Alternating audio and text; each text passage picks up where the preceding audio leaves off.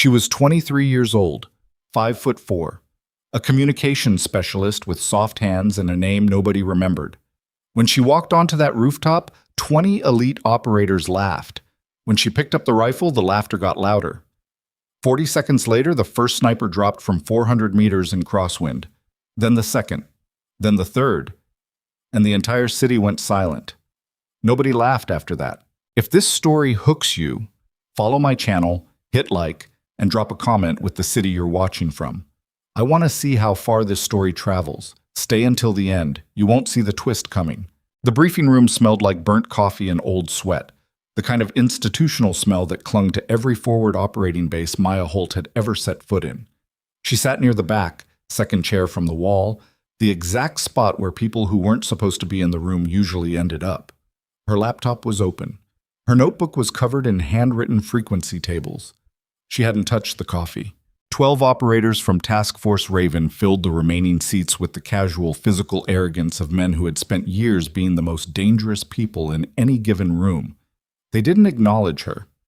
One of them, a broad-shouldered master sergeant named Decker, glanced back at her once, the way someone glances at furniture, then turned back around. She didn't say anything. She never did. At the front of the room, a projection screen displayed a satellite image of Karan District, a shattered urban corridor in a city that had traded hands 3 times in 18 months. Buildings like broken teeth, streets swallowed by debris. The kind of place where the architecture itself became a weapon because every window was a potential firing position and every alley was a corridor to something worse. The mission commander, Lieutenant Colonel Frank Dasso, stepped forward with the practiced calm of a man who had given too many of these briefings to pretend they were exciting anymore. He was 51, gray at the temples, and moved with the economic precision of someone who didn't waste calories on anything unnecessary. He pointed at the satellite image. Objective is here.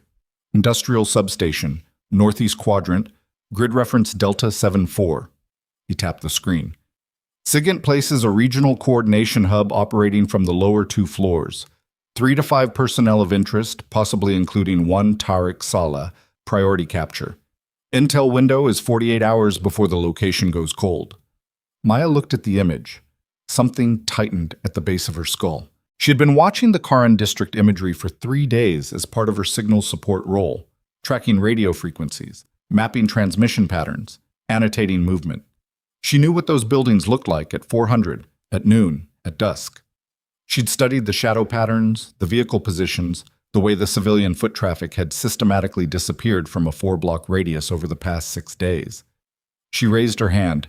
Dasso looked at her the way professors look at students who ask questions during the last 5 minutes of class. Specialist Holt. Sir, the approach route on the east side, she started, is covered in the tactical packet, Decker cut in without turning around. Addressed. I don't think it is, she said. That made 3 operators turn around. None of them were smiling exactly, but the expression was close enough. Dasso held up one finger in Decker's direction, a gesture that meant let her finish more than it meant she's worth hearing. Go ahead. Maya stood, moved to the front, and pulled up her own overlay on the secondary screen, the one that had been displaying supplementary data no one had been looking at. The image showed the same satellite photograph, but with her annotations layered on top. Colored lines, calculated angles, shaded zones.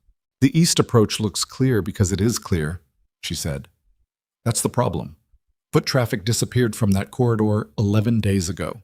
Not because of general instability, but because it was cleared deliberately. When you overlay the sniper geometry, she drew 3 lines from elevated positions to the street level.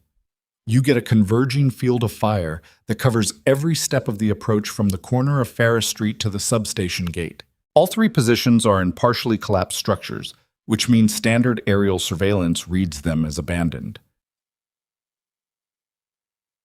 The room was quiet.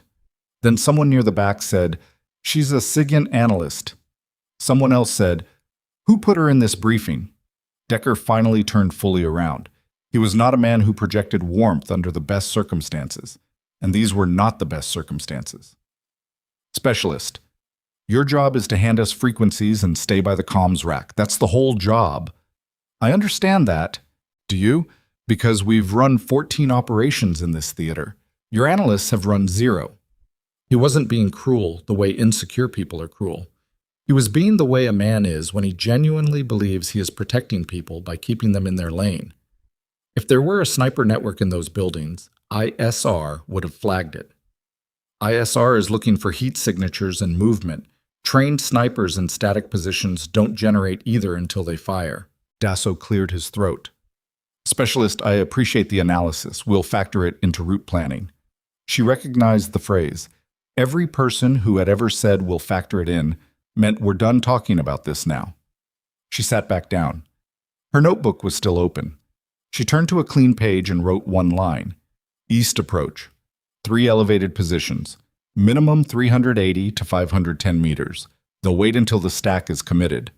Then she underlined it twice and closed the book. The staging area was a converted machine shop 2 kilometers from the objective, smelling of hydraulic fluid and dust. Operators ran final weapons checks in the comfortable, almost bored ritual of men doing something they'd done hundreds of times. Magazines seated, suppressors torqued, night vision mounted. The choreography of violence made ordinary through repetition. Maya sat beside the comms rack, headset around her neck, monitoring the frequency band she'd been assigned. She was also watching. That was the thing nobody in this unit understood about her yet. She was always watching. Decker crouched near her station on his way past, checking something on his wrist-mounted display. He glanced over at her without stopping his work. You nervous? No. Support personnel usually are, first time out. I've been in 3 of these, she said. Fallujah Corridor twice. Marib Province once. He looked at her differently for half a second.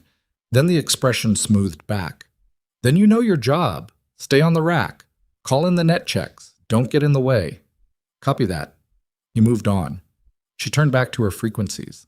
What she didn't say, what she never said to anyone in a room like that, was that in Marib Province 18 months ago, she'd spent 11 hours lying on a compressed earth berm with a borrowed precision rifle while 2 Green Beret teams were extracted under contact. She hadn't been authorized to be there. She hadn't been authorized to do what she'd done. The report filed afterward described her role as communications support and nothing else, because the officer who'd seen what actually happened had quietly decided that some things were better left unrecorded.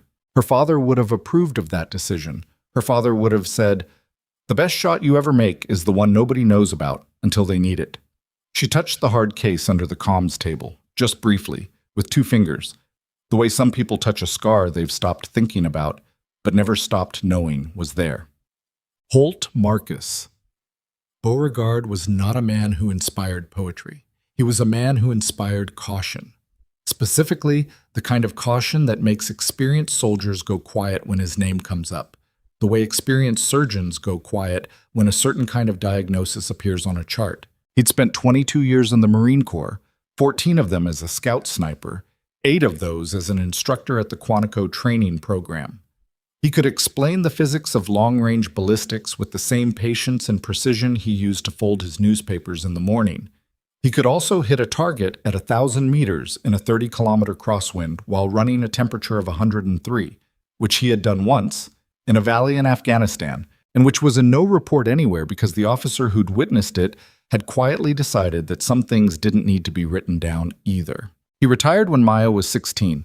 He started teaching her when she was 9, not because he wanted a protege, not because he had any theory about women in combat or any philosophy about second-generation skill transfer.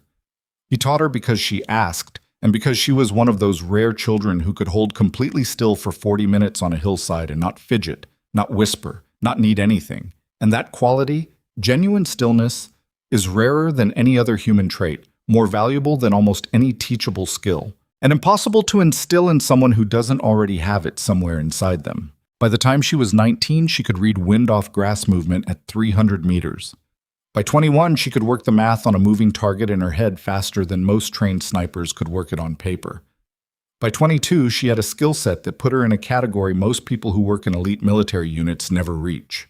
She also had something else, a very specific, very painful reason why she never talked about it. The accident happened 3 years ago, on a Tuesday morning in November, on a highway outside of Clarksburg, West Virginia, in weather that wasn't quite fog and wasn't quite rain. Her father had been driving home from a rifle clinic he'd been running for retired veterans. A truck had jackknifed across 2 lanes. The physics of it were straightforward. The outcome was not survivable. He was gone in 12 minutes. She found out 4 hours later by phone, while sitting in a federal building waiting for a security clearance interview. She didn't cry until she got home. When she did, she didn't stop for a long time. And when she came out the other side of it, she made a decision that was probably not rational, probably not healthy, probably exactly the kind of decision people make when grief curls around something they love and squeezes until it becomes painful to touch. She was going to put all of it away. The skill, the training, the thing her father had built in her over 14 years of patient, cold morning, one breath at a time instruction. She was going to lock it in a case, literally and figuratively, and she was going to be something else, something quieter. A signals specialist. Someone who stayed by the rack and called in the net checks and didn't get in the way. She had almost convinced herself it was working. And then, the operation launched at 02:15 under a cloud cover that dropped visibility to about 40 meters beyond the edges of the NOD field of view. Task Force Raven moved in 2 elements, a 6-man assault package taking the north side of the building, while a 4-man support element covered the intersections flanking the objective. The remaining operators held a blocking position 2 streets back. Maya was stationed in the follow-on vehicle, third in a 4-vehicle column, with the comms rack and a second analyst named Borowski, who was 25, cheerful under pressure, and currently eating crackers out of his uniform pocket without any apparent awareness of the sound this made. "Net check, all elements," she said into the handset. One by one, the positions checked in. Clean signals across every channel. She marked them on her log sheet and noted the time. The first vehicle crept forward. The convoy moved slowly, no lights, engines suppressed to minimum, rolling over rubble-dusted asphalt with the careful patience of something trying not to be noticed.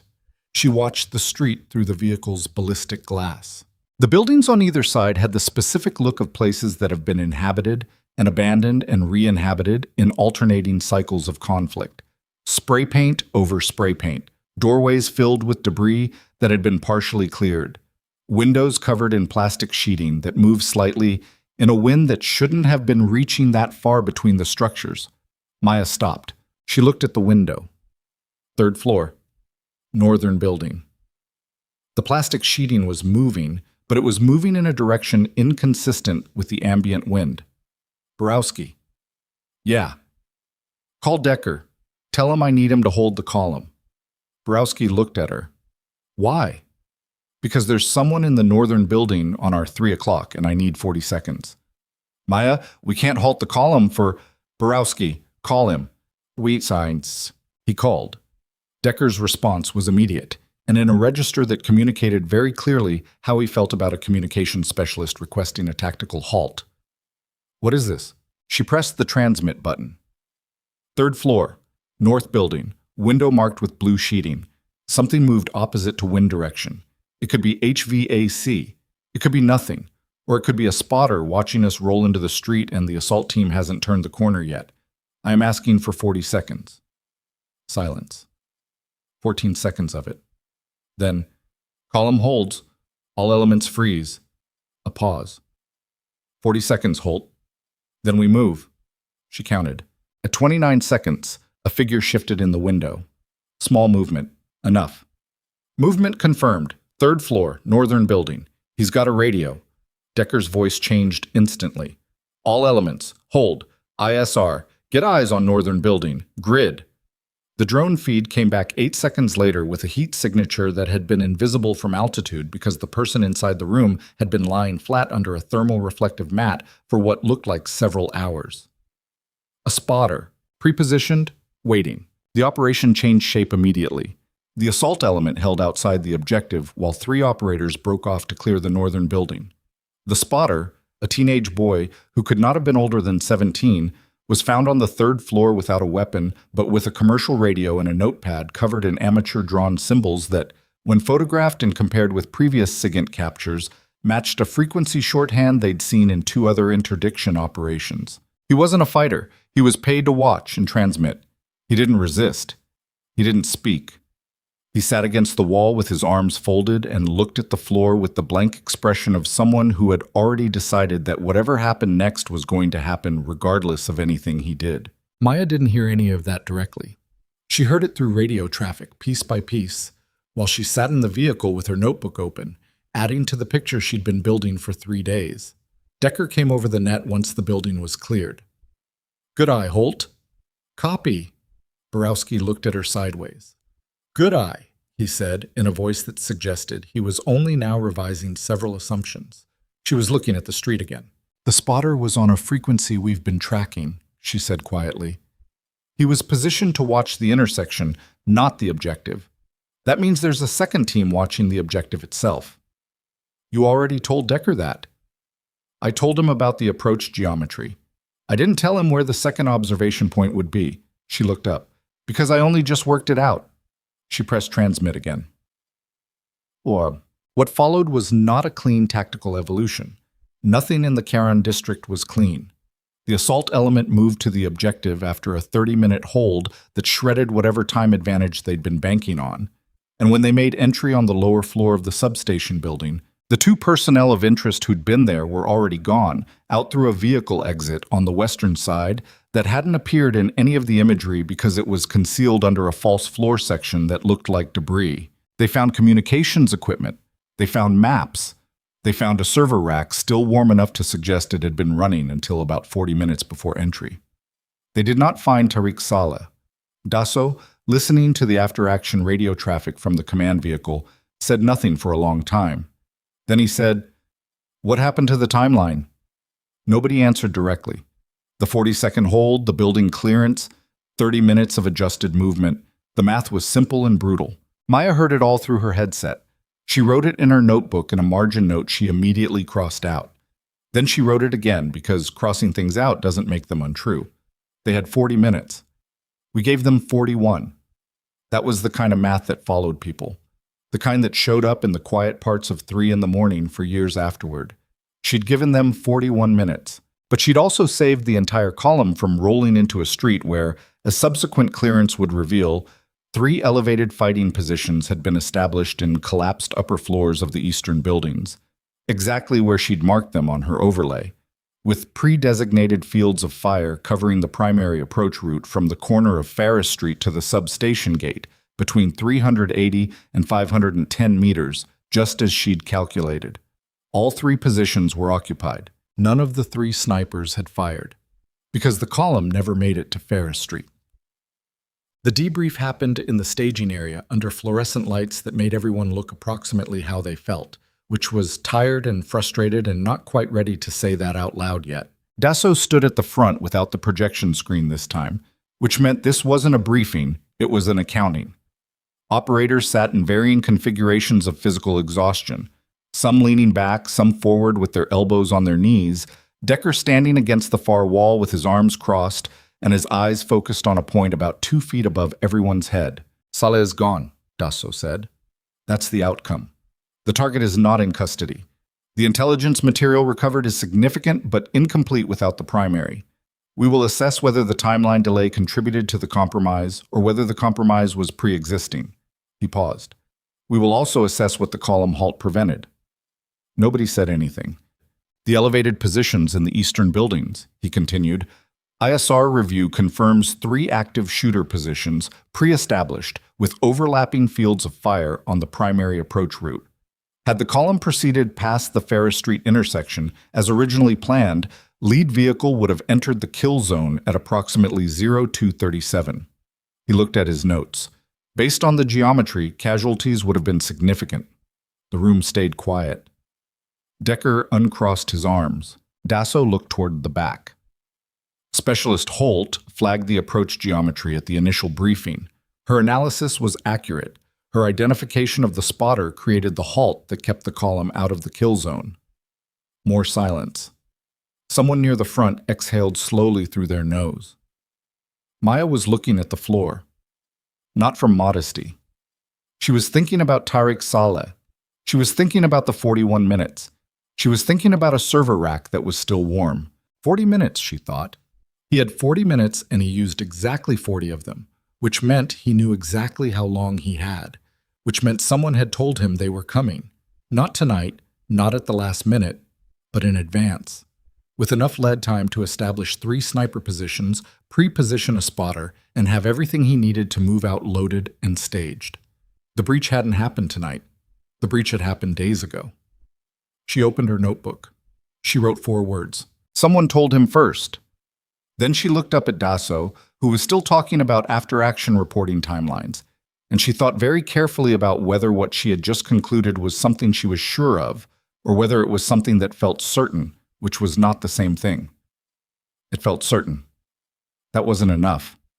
She closed the notebook. Decker was looking at her from across the room, not with hostility, not with the furniture glance from the morning briefing. Something different, something that hadn't been there before. A specific kind of attention that operators develop for people who have done something that can't quite be categorized and therefore needs to be watched more carefully. She looked back at him without expression. He looked away first. She didn't sleep that night. She sat by the comms rack in the empty staging area with her frequency log spread across the table and worked backward through 6 days of SIGINT data, pulling transmission records, mapping them against the movement intelligence that other analysts had marked as low confidence or pending review or too fragmentary to act on. By 0430, she had a pattern. By 0600, she had a theory.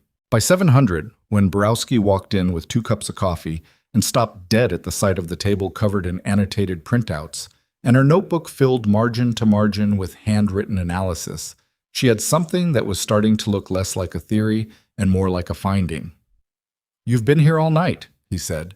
"Put the coffee down." He put it down. He looked at the table. "What is all this?" 12 days of frequency data cross-referenced against movement reports and the target's known operational patterns. She stood up, which involved some careful navigation because she'd apparently forgotten to sit in any way that would make standing up comfortable. There are 11 transmissions in this dataset that don't match any of the frequencies associated with Saleh's network. They're clean, short, disciplined, different pattern than anything we've logged from the enemy side. But they're correlating with our internal planning cycles. Borowski was still looking at the table. Correlating how? Every time we've had a significant operational planning session in the last 2 weeks, there's been a transmission within 4 hours on one of these frequencies. Same transmission window, sub-30-second burst, encrypted, but the encryption format isn't consistent with anything in the enemy's known technical inventory. She pointed to a circled entry on one of the printout pages. That one went out the night before this operation, at 21:47, 43 minutes after the mission was briefed. Borowski was quiet for a moment. "You're saying someone in our chain of command is talking to the other side?" She didn't say yes or no. She picked up her coffee. "I'm saying the data is saying something I'm not comfortable ignoring," she said. "And I'm saying I need someone above my pay grade to look at this before I put my name on it. That's Dasso's level. I know. He's not going to love this. I know that too." She drank the coffee. It was awful. She drank it anyway because she'd been awake for 26 hours, and awful coffee is still coffee. "There's something else," she said. "Of course there is." She pulled one more sheet from the stack, a frequency log with a single line highlighted. "This transmission went out at 0218 last night, 13 minutes after we launched, 40 seconds after the column halt." Borowski stared at the highlighted line. "Someone on this operation reported the halt," she said. "In real time." The staging area was very quiet. Outside, the sun was coming up over the Karan district, washing the broken skyline in the pale, indifferent gold of a morning that didn't care what had happened the night before. Inside, Borowski was looking at Maya with an expression that had moved well past revised assumptions into something considerably less comfortable. "Maya." "Yeah." "If this is what it looks like," then someone very close to this task force handed Tariq Saleh 40 minutes and a detailed operational schedule. She set down the coffee cup. "And they did it while sitting in the same room as us." The fluorescent light above the table hummed its single, toneless note. Maya looked at the frequency log. She thought about the debrief. The operators sitting in their various configurations of exhaustion, Decker against the wall, Dasso at the front. She thought about the faces. She had been watching them the whole time, and there had been one face, just one, that had the specific controlled quality of someone managing their expression rather than simply wearing it. The kind of face that takes practice. The kind of face that means the person wearing it has spent a long time learning how to feel things without showing them, which is a skill set Maya understood deeply, from the inside, because she'd spent years building the same ability for entirely different reasons. She reached across the table and turned one of the printouts face down. Then she pulled out her notebook and opened it to the last page. She wrote a name. She looked at it for a long time. Then she closed the notebook, pressed her palm flat against the cover, and sat very still. The way she'd learned to sit on cold hillsides, at 9 years old, beside a patient, an exacting man who had tried to teach her everything he knew about patience, precision, and the particular discipline required to do nothing until you were certain. You don't take the shot, he had told her, more times than she could count, until you know the shot is right. She wasn't certain yet, but she was close, and somewhere in the Karan district, in a building she hadn't identified yet, in a room where a server rack had gone dark 40 minutes before she needed it to still be running, Tariq Saleh was also waiting. The name sat on the last page of her notebook, like something that had always been there, waiting to be written. She didn't look at it again. She closed the cover, slid the notebook into the inside pocket of her jacket, and stood up from the table with the deliberate care of someone who understood that the next several hours would require her to appear completely normal in front of people she could no longer fully trust. Borowski was still standing across the table, holding his coffee with both hands, watching her the way people watch someone who has just said something they wish they hadn't heard. "What do you need from me?" he asked. "Nothing yet." She began organizing the printouts into a single stack, edges aligned. "Don't talk about this." "To who?" "To anyone." She looked at him. "Not Decker, not your bunkmate, not the guy you eat breakfast with. Nobody." "Maya, I'm serious, Borowski. Until I know which direction this falls, anybody could be the wrong person to talk to." He nodded slowly. The cheerfulness that was his default setting had receded into something quieter and considerably less comfortable. He looked like a man who had arrived at work expecting a routine Tuesday and found something very different waiting on his desk. "Okay," he said. "Nobody." She gathered the stack of printouts and folded them lengthwise, creasing the paper with 2 precise fingers before sliding them into the same inside pocket as the notebook. Then she straightened her jacket, picked up the cold remnants of her coffee, and walked out of the staging area into a morning that was already too warm for the weight of what she was carrying. The base camp occupied the ground floor and basement of what had formerly been a regional customs office. A squat, fortified building with thick walls, small windows, and the structural pessimism of architecture designed to survive things. The Task Force Raven element was quartered in a converted storage section on the north end, separated from the logistics and support staff by a corridor that smelled like diesel and old paper. Maya walked through that corridor slowly, cataloging by habit. Faces, positions. Who was where at 07:15 on a morning after a failed operation? Most people looked tired. The logistics staff were already working. Movement requests, supply manifest updates, the bureaucratic machinery of a military operation that kept grinding regardless of outcomes. 2 operators from the assault element were asleep in chairs near the entrance, with the specific talent of people who had learned to sleep in any position at any available moment. She was looking for one person. She found him at the far end of the building, in the small room that served as a combined signals and administrative office. He was standing at a field desk, back to the door, going through paperwork with the focused attention of a man who wanted to appear occupied. Warrant Officer Gerald Saab, 39 years old, 12 years in signals intelligence, competent, thorough, quiet in the way that people are quiet when they've decided that silence is the most defensible position in most situations. He'd been attached to Task Force Raven for 4 months, the longest-serving signals element besides Maya's team. He was also the person whose face, in the debrief, had required visible management. She stood in the doorway for a moment. He didn't turn around. "Holt," he said, without looking. "Morning." "Hell of a night?" He turned a page. "You get any sleep?" "Some." She moved into the room, set her empty coffee cup on the corner of the desk, and looked at the papers in front of him. Standard administrative forms. Nothing sensitive. "You?" "Couple hours. Dasso wants a full signals review by 1400. Everything we collected going in, everything during the operation, The gap analysis on the server material. He turned another page. You'll be on that. Right. He was still not looking at her. His posture was relaxed. His voice was exactly the same level it always was. Measured, reasonable, with the slight flatness of someone who spent a lot of time monitoring their own register. She had heard that kind of flatness in her own voice for 3 years. She recognized it the way you recognize something you've practiced. The spotter, she said. 17 years old, approximately. Commercial radio, shorthand notation. You see the photography from the clearance team? Briefly, tasked analysis to Ferris. The shorthand notation correlates to the frequency set we've been logging on the low confidence band for the past 12 days. She watched the back of his neck. I was going to flag it for the 1400 review. Good. Put it in the deck. I will. She picked up her coffee cup. There's also a transmission cluster I want to cross-reference before I write it up. Burst signals sub 30 seconds, encryption format that's not in the current enemy technical profile, 12 instances over 12 days. The hand holding the page stopped for maybe 1 full second.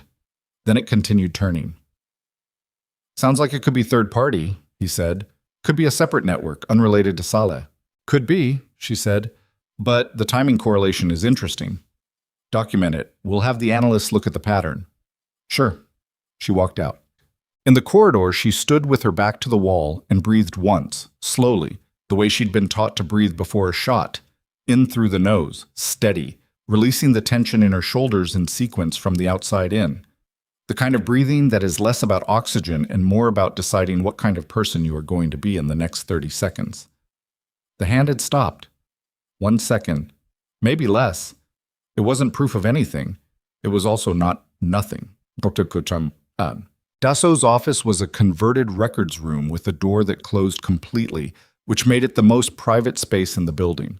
Maya knocked at 0730, which was earlier than most people sought out a lieutenant colonel, especially one who'd been awake for the same 26 hours she had. What? Not a question. An acknowledgement that someone was there. She opened the door.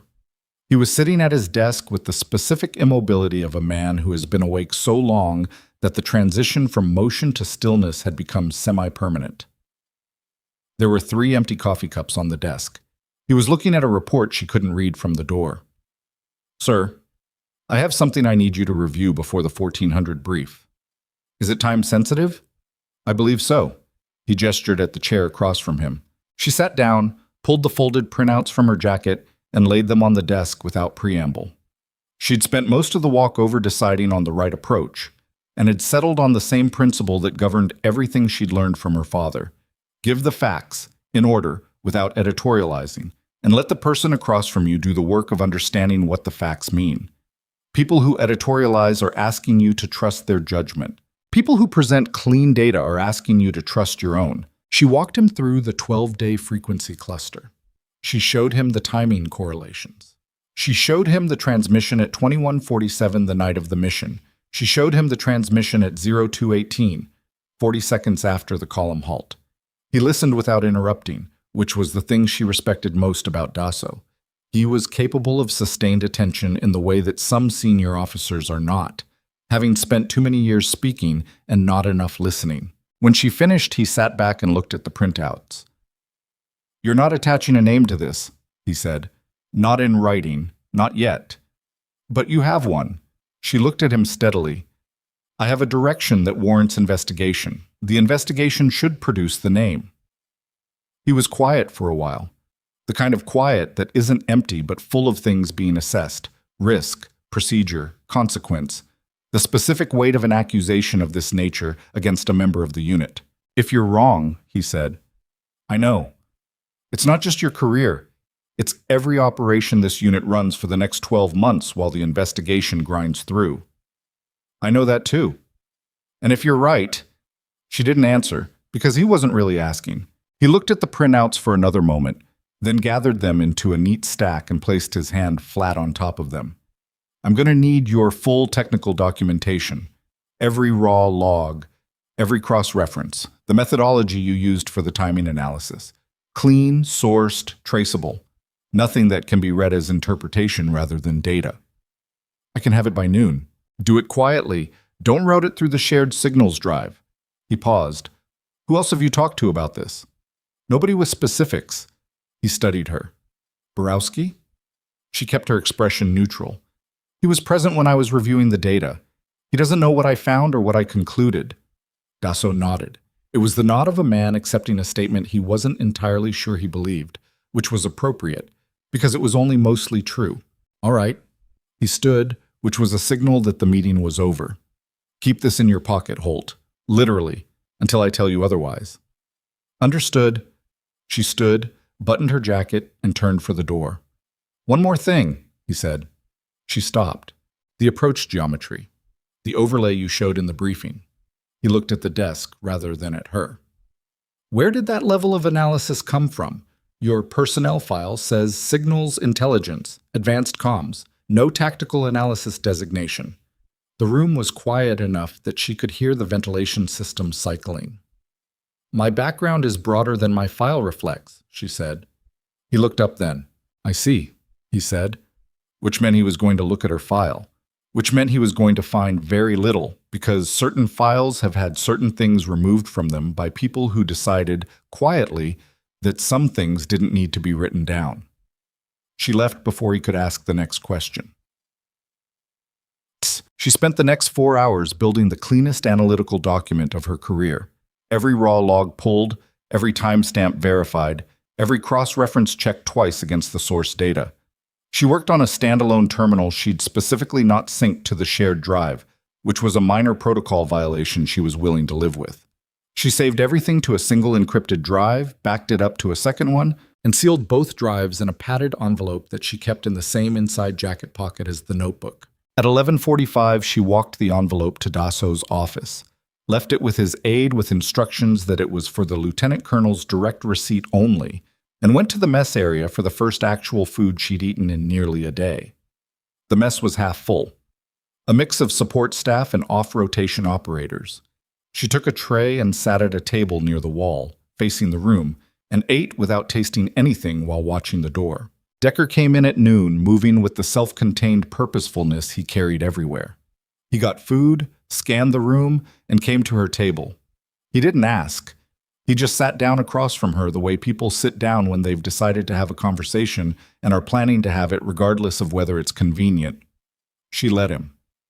You look like you haven't slept, he said. I haven't. The signals review isn't until 1400.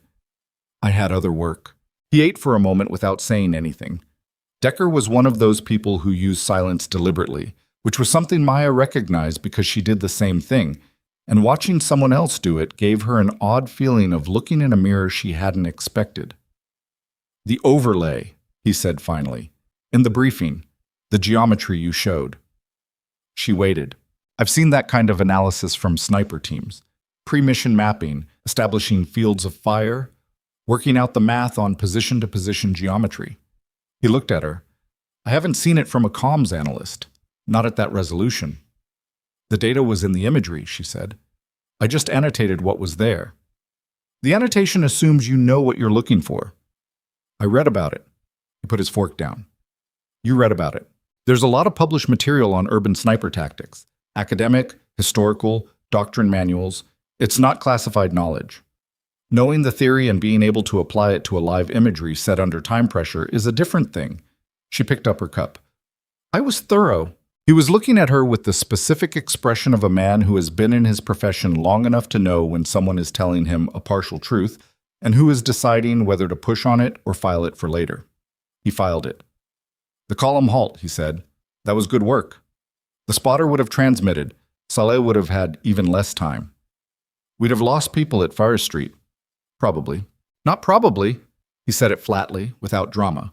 A statement of professional assessment. The geometry was correct. 3 positions, the angles you calculated. We cleared them afterward. All 3 were occupied. All 3 had direct line of sight to the primary approach. He paused. The point man would have taken the first round before we identified the fire source. After that, it's a footprint problem in a compressed urban environment with limited cover. We'd have had casualties. She didn't say anything. I'm telling you this because I want you to understand what the halt actually meant, he said. Not because I'm apologizing for this morning's briefing. I'm not built for that. I didn't expect you to be. But I notice things, and I'm noticing that you are not who your file says you are. She met his eyes. My file is accurate. Your file is incomplete, he said, which is a different thing, and you know it. She set down her cup. They looked at each other across the table, and in the specific quality of that silence was a kind of acknowledgement, not of the details, which neither of them would speak to directly, not yet, but of the fact that they had both identified the same gap and were choosing, for different reasons, not to fill it out loud. 1,400 brief, she said. Right. He stood, picked up his tray. Get some sleep before then. You'll think cleaner.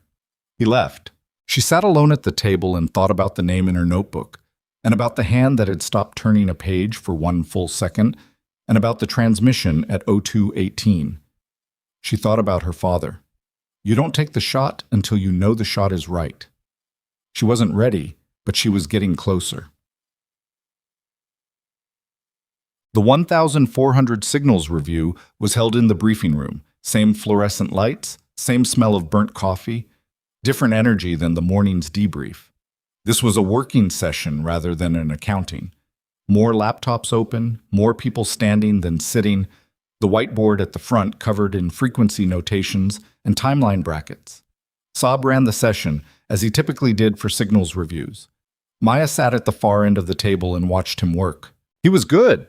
That was the honest assessment.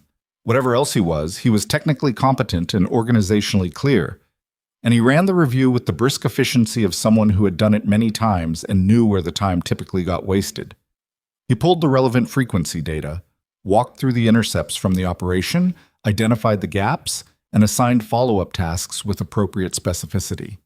He did not mention the 12-day transmission cluster. It wasn't in his source material. She had kept her documentation off the shared drive. He had no way of knowing what she'd found unless he'd found it himself. And if he had found it himself, he had very good reason not to bring it up. She watched him the entire session. He never looked at her directly. At one point, during a discussion about the server material recovered from the substation, he referenced a frequency anomaly in the pre-operation monitoring window, flagged it as a potential third-party network, and recommended it be referred to regional analysis for context. His voice was steady. His posture was open. He was very good. She wrote one word in the margin of her notepad. Deliberate, not the anomaly, his handling of it. After the review, people drifted out in clusters. Small conversations about follow-up tasks, about sleep schedules, about the logistics of moving the operation forward without the primary target. Maya stayed at the table, reorganizing her notes, until the room was nearly empty. Saab was the last one still at the whiteboard, erasing the frequency notations with methodical horizontal strokes. She watched the whiteboard become blank again. The regional analysis referral, she said, for the third-party anomaly. He didn't turn around. What about it? The turnaround time on regional analysis is usually 8 to 12 days. Correct. That's a long window if the anomaly is operationally relevant. He paused the erasing, resumed. That's why we flag it. Let regional determine priority. And if it's relevant to what happened last night? He set the eraser down, turned around. He was wearing the same measured expression she'd noticed in the debrief, controlled, reasonable, with nothing visible underneath it. Holt. His voice was patient. I understand you had a rough night. You flagged something real. It worked out partially. The target is still loose. That's a hard outcome after doing good work. But regional analysis is the correct channel. I can't assign priority to every anomalous frequency cluster based on gut feeling. It's not gut feeling, it's timing correlation. Correlation isn't causation. You know that. I do. I also know the difference between correlation that warrants a second look and correlation that warrants a referral to a queue with a 12-day window. His expression didn't change, but his eyes did slightly. A very small adjustment, the kind that happens when someone recalibrates the amount of attention they're giving a conversation. I'll flag it for expedited review, he said, if it matters to you. It does. Then I'll flag it. He picked up his materials from the table, organized, efficient, the comfortable movements of a man leaving a room he's finished with. Good work last night, Holt. The column halt was the right call. He walked out.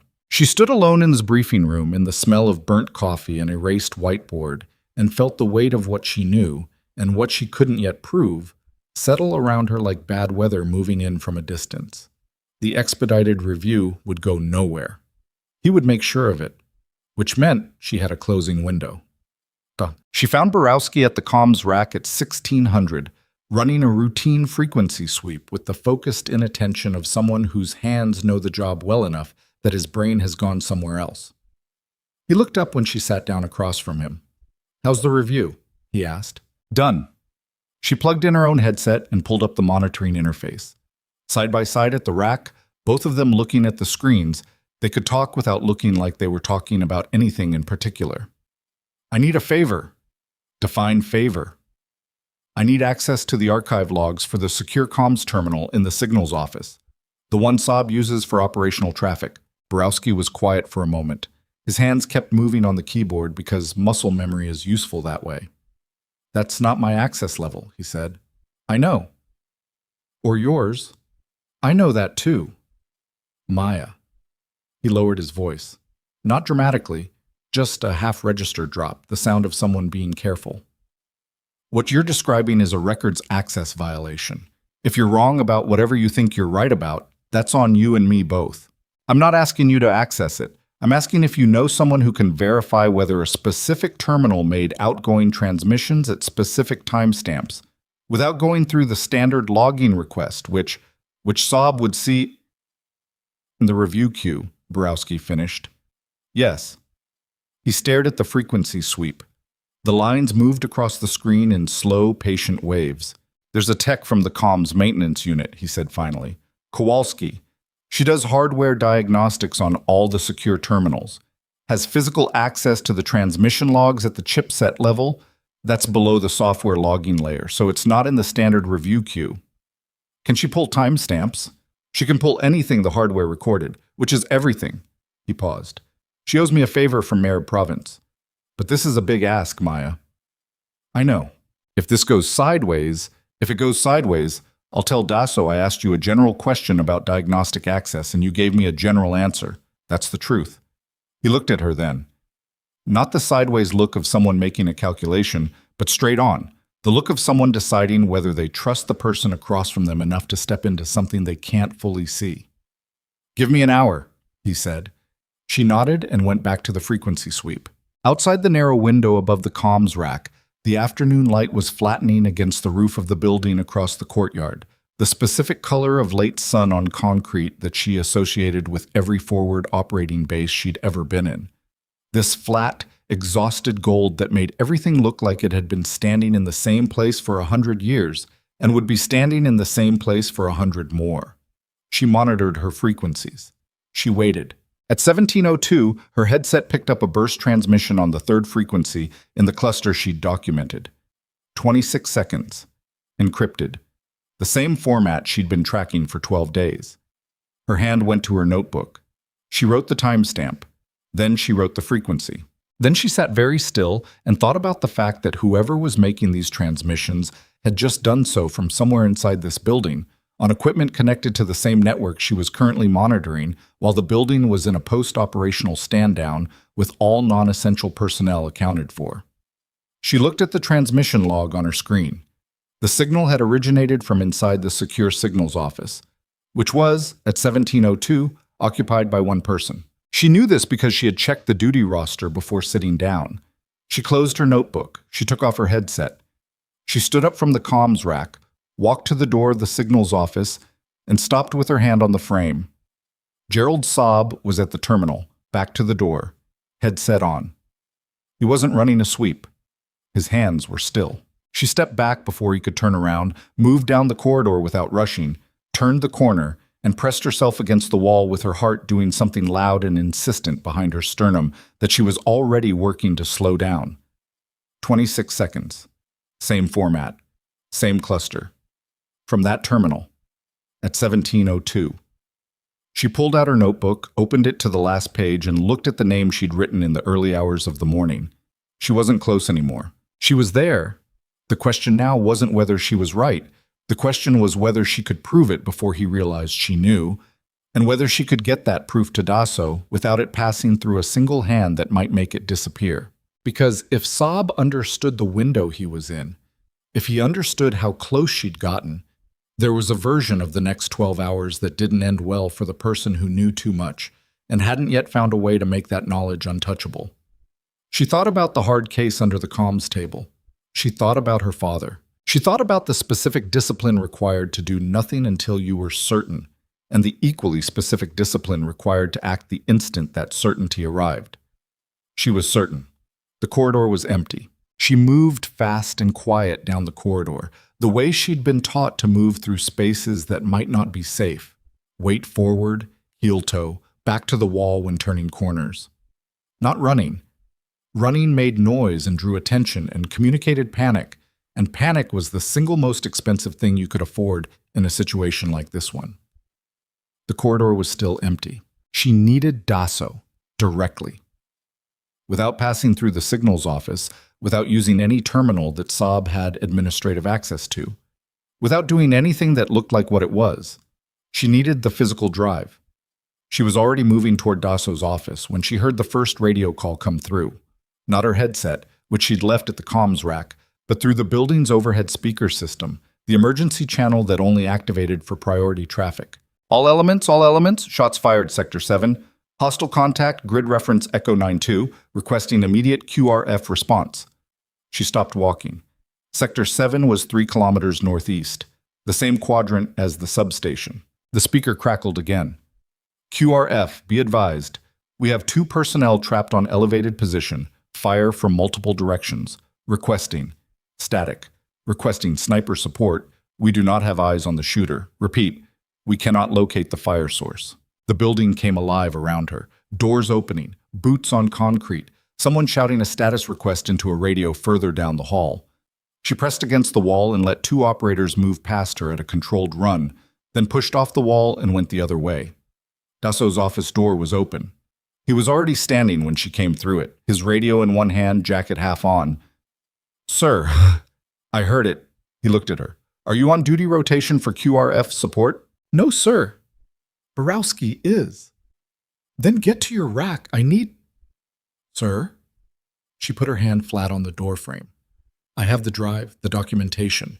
I need you to have it in your personal possession before QRF launches, because if something happens to me in the next 6 hours, it needs to be somewhere I can't be accused of losing.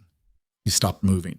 He looked at her with the expression of a man who was processing 2 urgent things simultaneously and trying to decide which one was more urgent. She pulled the padded envelope from her jacket and held it out. He took it, looked at it, put it in the inside pocket of his own jacket with no wasted motion. The name, he said, in the notebook inside the envelope. Last page. She paused.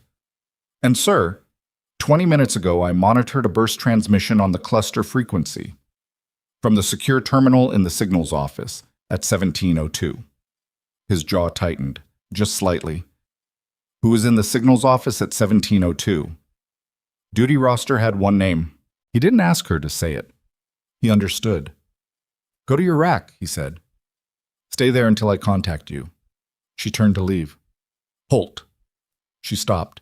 The QRF is going to Sector 7 with a 4-man element. No sniper cover because Caldwell has a shoulder injury and we don't have a qualified replacement on rotation. He said it plainly, without inflection, looking somewhere past her right shoulder. Whoever's shooting from those elevated positions has already pinned 2 people. Radio says they can't locate the fire source. She felt the thing move through her that she'd been keeping very still for 3 years. Not excitement. Something colder and more complicated than that. I heard, she said. I didn't say anything else, Dasso said. She walked out. The hard case was under the comms table where she'd left it, which meant nobody had touched it, which meant the last hour hadn't been more complicated than it already was. She pulled it out, set it on the table, and opened it. The rifle was a Mark 13 Mod 7 in .300 Winchester Magnum, a platform she knew the way some people know instruments, meaning not just how it worked but how it felt. The specific weight distribution that changed when the suppressor was attached, the particular trigger pull weight of this individual weapon after years of use and maintenance, the way it settled against her shoulder like something that had always been there. Her father had built her first long-range rifle when she was 12, a .308, off a Remington 700 Action, with a stock he'd fitted specifically for her frame. She'd shot it until the barrel wore out, and then they'd re-barreled it and she'd shot it some more.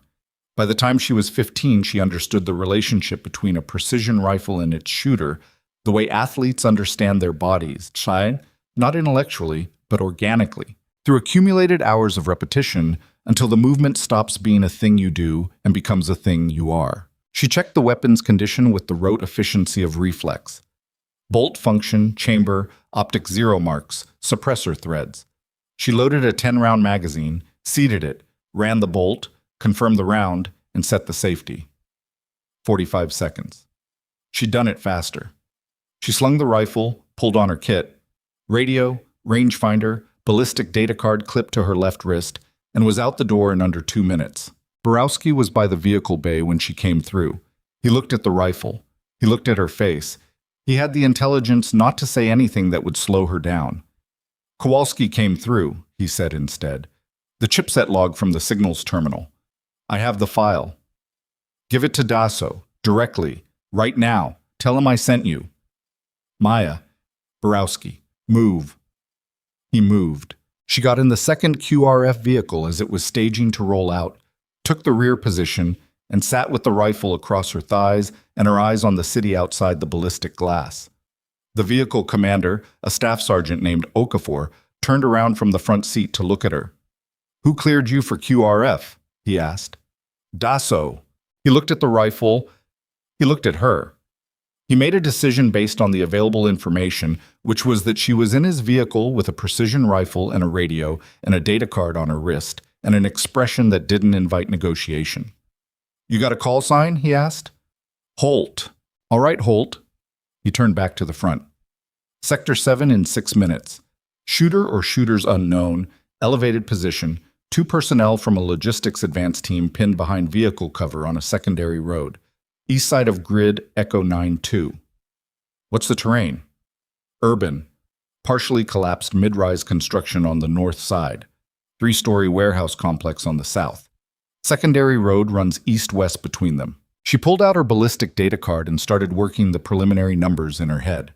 If the pinned personnel were in vehicle cover on an east-west road with mid-rises to the north, the shooter was almost certainly elevated and north-facing, shooting south, which meant the fire source was somewhere in the upper floors of the construction structure. How many shots so far? 7 confirmed. Both personnel are unhurt. Shooter appears to be keeping them down rather than trying to close the distance. Suppression, not elimination. That meant the shooter either couldn't get a clean shot at the personnel in cover or was waiting for something, a secondary element, a better angle, or QRF to arrive and create a larger target set. When we reach the grid, she said, I need 30 seconds before anyone moves into that road. Okafor turned around again. Your support. You don't run my timeline. If the shooter is suppressing rather than eliminating, he's waiting for a better shot. QRF rolling in gives him a better shot. I need 30 seconds to work the geometry before you put people in that road. He stared at her for a moment. 20 seconds, he said. 25. 20. She looked out the window. Fine. The vehicle stopped at the edge of the grid, 2 streets back from the contact point, engine idling behind the cover of a standing concrete wall. Through the open vehicle door, she could already hear it. Intermittent single shots, disciplined spacing, the sound of someone who was comfortable with their position and in no particular hurry. She got out of the vehicle, moved to the corner of the wall, and looked. The secondary road was exactly as Okafor had described. East-west, roughly 40 meters wide, flanked by the collapsed construction frame to the north and the warehouse complex to the south. The pinned personnel? 2 logistics soldiers. She could see their heads behind a disabled 4-wheel drive parked diagonally across the road about 80 meters from her position, were flat against the ground behind the vehicle's engine block. Smart. She looked north. The construction structure had 4 floors still standing, the upper 2 in varying states of collapse. Exposed rebar. Open concrete shell. Multiple potential firing positions, but most of them required the shooter to silhouette against open sky, which a trained shooter wouldn't do. She started reading the building the way her father had taught her to read a building, not as a structure, but as a problem of physics. Where's the cover? Where's the concealment? Where's the shadow? Where does the geometry of the road fall inside a shooter's reticle from which floor, at which angle? Third floor, northeast corner. There was a section of remaining internal wall that would provide cover on two sides while still allowing a line of sight south-southwest directly down the road. No sky behind it. Background was the unfinished interior of the building. The shadow line at this time of day fell perfectly across that corner, which meant it would be difficult to see from ground level at the right angle. She brought up her rangefinder. Northeast corner, third floor. 380 meters. Wind from the west at approximately 6 to 8 knots, based on the movement of debris on the road surface, coming slightly left to right from her position. She did the math. 1.8 MOA right correction, half a mil down for elevation at this distance. The .300 wind mag at this range with this wind was manageable. She'd made longer shots in worse conditions. What she hadn't done in 3 years was make any shot at all. She became aware of this fact in the specific, unhelpful way that the body presents information it has been quietly storing. A slight tremor in her right hand, not fear exactly, more like the physical memory of the last time she had held a rifle with real consequence behind the trigger, which was a hillside in Marib province at 0300, and the memory of that night came back with enough detail to be inconvenient. She breathed. In through the nose, shoulders down, the sequence she knew. The tremor stopped. Behind her, Okafor was on radio with the pinned personnel, keeping them updated, managing the element's approach. She heard him say her name once, Holt is working the geometry. And she heard the response, which was one of the pinned soldiers asking with some urgency how long that was going to take. She went prone. The road surface was gritty and uneven under her elbows. She found her position, adjusted her support, took her eye to the optic. Third floor. Northeast corner. Shadow zone.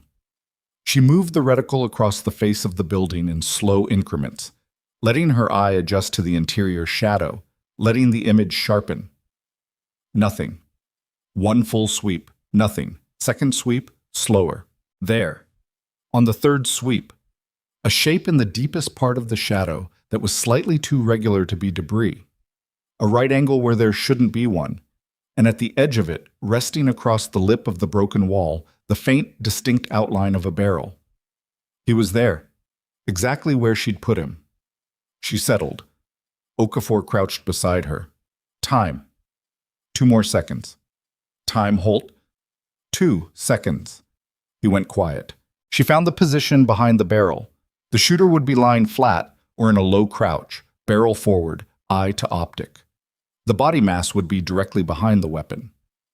At 380 meters with a .300 Win mag, she had acceptable terminal performance even with the suppressor, and the shot geometry was clean. She was slightly elevated from the road level, which put her almost parallel to the shooter's plane rather than shooting upward into the structure, which was better. She needed him to hold still for another 2 seconds. The rifle spoke before she consciously decided to pull the trigger, which was the thing her father had called the right kind of squeeze. Not a decision to fire, but an arrival, the moment where everything she'd aligned came to its natural conclusion. The shot, the suppressed crack. The barrel in the third-floor window dropped. A shape slumped sideways into the shadow. Silence. She worked the bolt without lifting her cheek from the stock, chambering the next round, keeping the reticle on the position. The shape didn't move. The barrel didn't move. One down, she said. Hold your element. I need to work the secondary position. Okafor was absolutely still beside her. She had a peripheral awareness of him being very quiet in a way that was different from his previous quiet. She moved her optics south, the warehouse complex. If there was a second shooter, and the suppression pattern suggested the possibility, because one shooter had been producing 7 rounds over approximately 4 minutes, which was disciplined but not enough to keep 2 personnel reliably pinned if they'd attempted to move, then the secondary position would be somewhere in the warehouse that had line of sight to the stretch of road the first shooter couldn't fully cover. East end of the warehouse. Second floor. There was a loading bay aperture, large, currently covered with corrugated metal that was slightly ajar. She stared at it. The metal moved, not from wind. She had already adjusted the elevation and wind correction before the second barrel appeared in the aperture, because the moment the metal moved, she'd understood what she was looking at, and the math had run itself. The second shot followed the first by 4 seconds. The corrugated metal swung open on its hinge and stayed there. Nothing else moved. The road was quiet. At 80 meters behind the disabled four-wheel drive, one of the pinned soldiers raised his head above the hood and looked around with the tentative caution of someone not entirely sure the world was safe again. Then the second one. Both of them looking around, then looking toward her position, though from that distance they couldn't make out anything specific, just a figure prone at the corner of a wall with a rifle. She came up off the ground slowly. Her elbows were scraped from the road surface. She didn't notice. She ran the bolt again, ejected the spent case, set the safety. Habit. Everything in order. Okafor was standing 2 feet to her right, not looking at the road, not looking at the warehouse, or the construction frame. He was looking at her. She looked back at him. "Clear," she said. He pressed transmit. "All elements. Sector 7 is clear. QRF moving to consolidate. Both personnel are uninjured." He paused. 2 hostile contacts, elevated positions, neutralized. Another pause, shorter. "By our support element." She slung the rifle. The element moved past her toward the road. She fell in at the back of the column, which was where she was supposed to be, and walked the same 40 meters to the vehicle cover where the 2 logistics soldiers were getting to their feet, brushing debris off their uniforms with the slightly dazed efficiency of people whose bodies haven't fully caught up with the fact that the immediate danger is over. One of them looked at the rifle. He looked at her. He looked at the building. "That was 380 meters approximately," she said, because he seemed to be working up to asking. "The second was closer, 240. He opened his mouth. He closed it. "Thank you," he said. "Yeah," she said. Hushed. The consolidation at Sector 7 took 40 minutes. Clearance of the 2 shooting positions, documentation, evacuation of the 2 neutralized targets for collection and processing. Maya sat on the rear bumper of the QRF vehicle during the clearance, watching the team's work, cleaning the rifle with a kit she kept in the hard case. The motion was automatic. Bolt carrier group, bore, chamber. The particular mechanical intimacy of a weapon that has been used. She moved through it without thinking about it, which left her free to think about other things. The transmission at 1702. Borowski and the drive, going to Dasso. The name on the last page of her notebook, which was now in Dasso's possession along with everything else she'd built, and which meant that whatever happened next was partly out of her hands. A feeling she'd spent years engineering around and still hadn't learned to be comfortable with. The shots. She hadn't thought she'd be able to do it. Not because of the mechanics. The mechanics were in her body, not her head, and her body had remembered everything. But because the promise she'd made herself after her father died was supposed to mean something. The decision to put it away was supposed to be a permanent decision. You didn't make that kind of decision and then unmake it the first time a useful situation presented itself, because that wasn't a decision, it was a vacation. Except, the 2 logistics soldiers were currently sitting 10 meters away, alive. She looked at the rifle in her hands. She thought about the promise. She thought about the hillside in Marib province, which she'd told herself was a one-time thing. An emergency, a fluke, not a reopening of anything. She thought about the way her father used to say, "There are 2 kinds of skills, the kind you choose to have and the kind that choose you. The trick is knowing which is which." She'd always thought he meant shooting. She was no longer sure he'd meant shooting.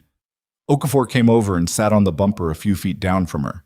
He was a man who communicated comfort with his physical proximity in the way that some people who've spent a lot of time in difficult situations learn to do. Not saying anything, just being present, which was sometimes more useful. After a while he said, "Where'd you train?"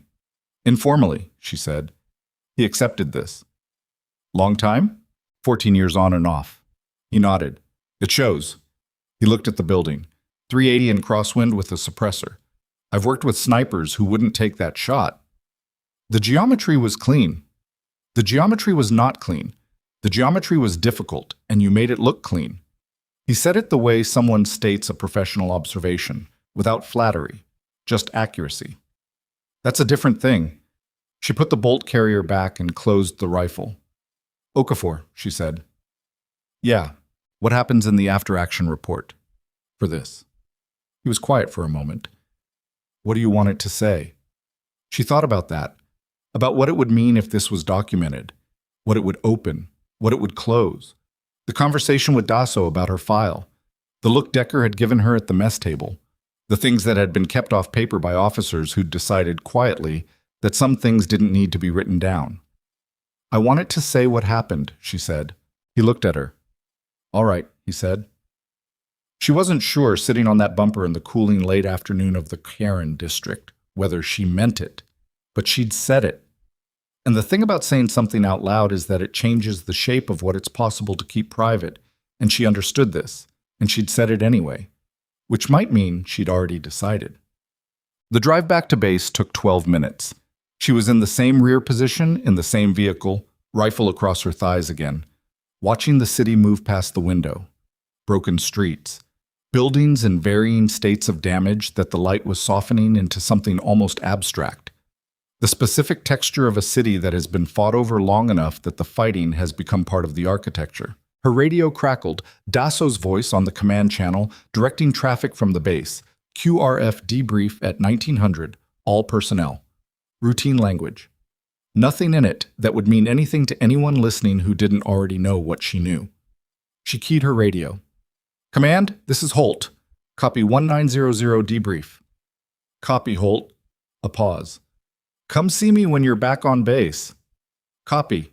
She clipped the radio back to her kit and looked out the window. The vehicle hit a pothole and she grabbed the handhold above the door. The rifle shifted against her thighs. She steadied it. Borowski had the drive. Dasso had the envelope.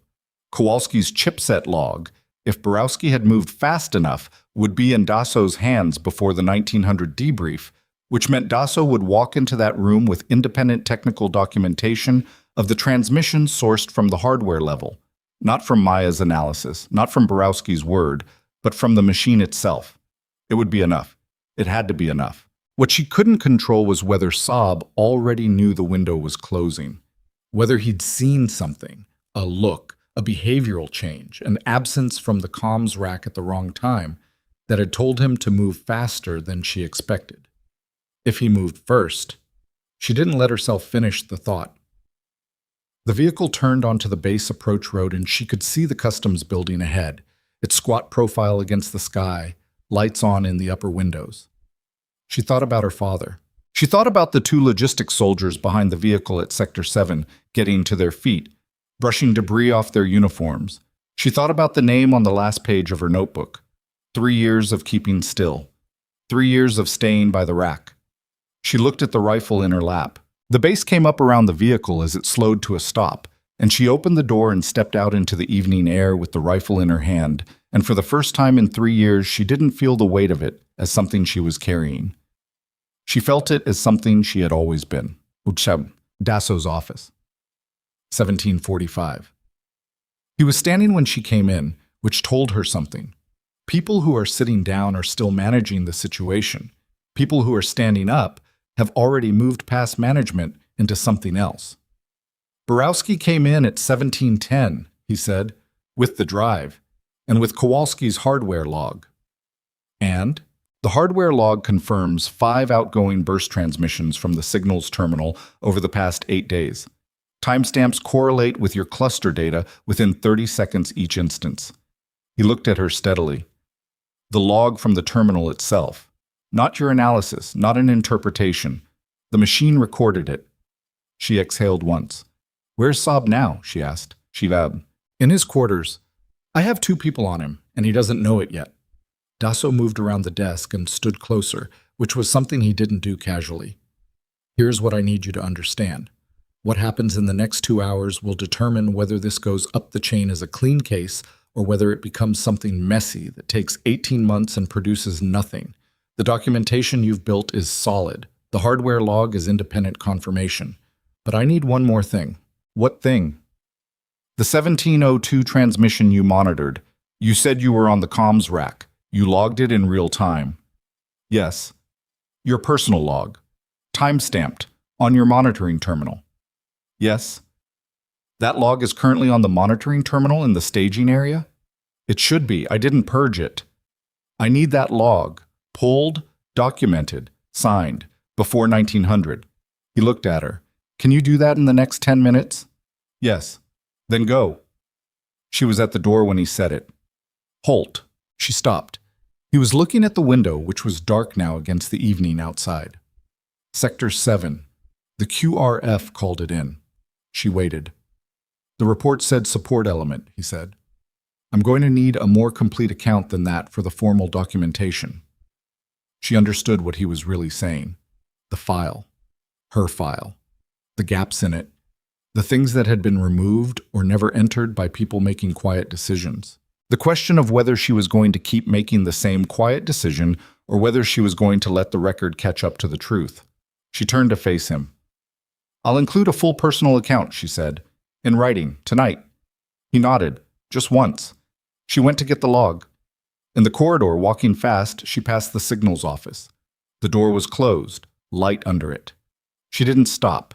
She didn't look. She walked to the staging area, sat at her monitoring terminal, and pulled the 1702 log, time-stamped, formatted, automatic system notation confirming the terminal of origin. She printed it. She signed it. She looked at the small stack of paper in her hands for a moment. 3 years ago, she had made a decision to put everything her father built in her inside a case and leave it there. She had told herself it was about grief. She had told herself it was about boundaries. She had told herself it was a choice she was making rather than a fear she was living inside. She was no longer certain all of those things were the same.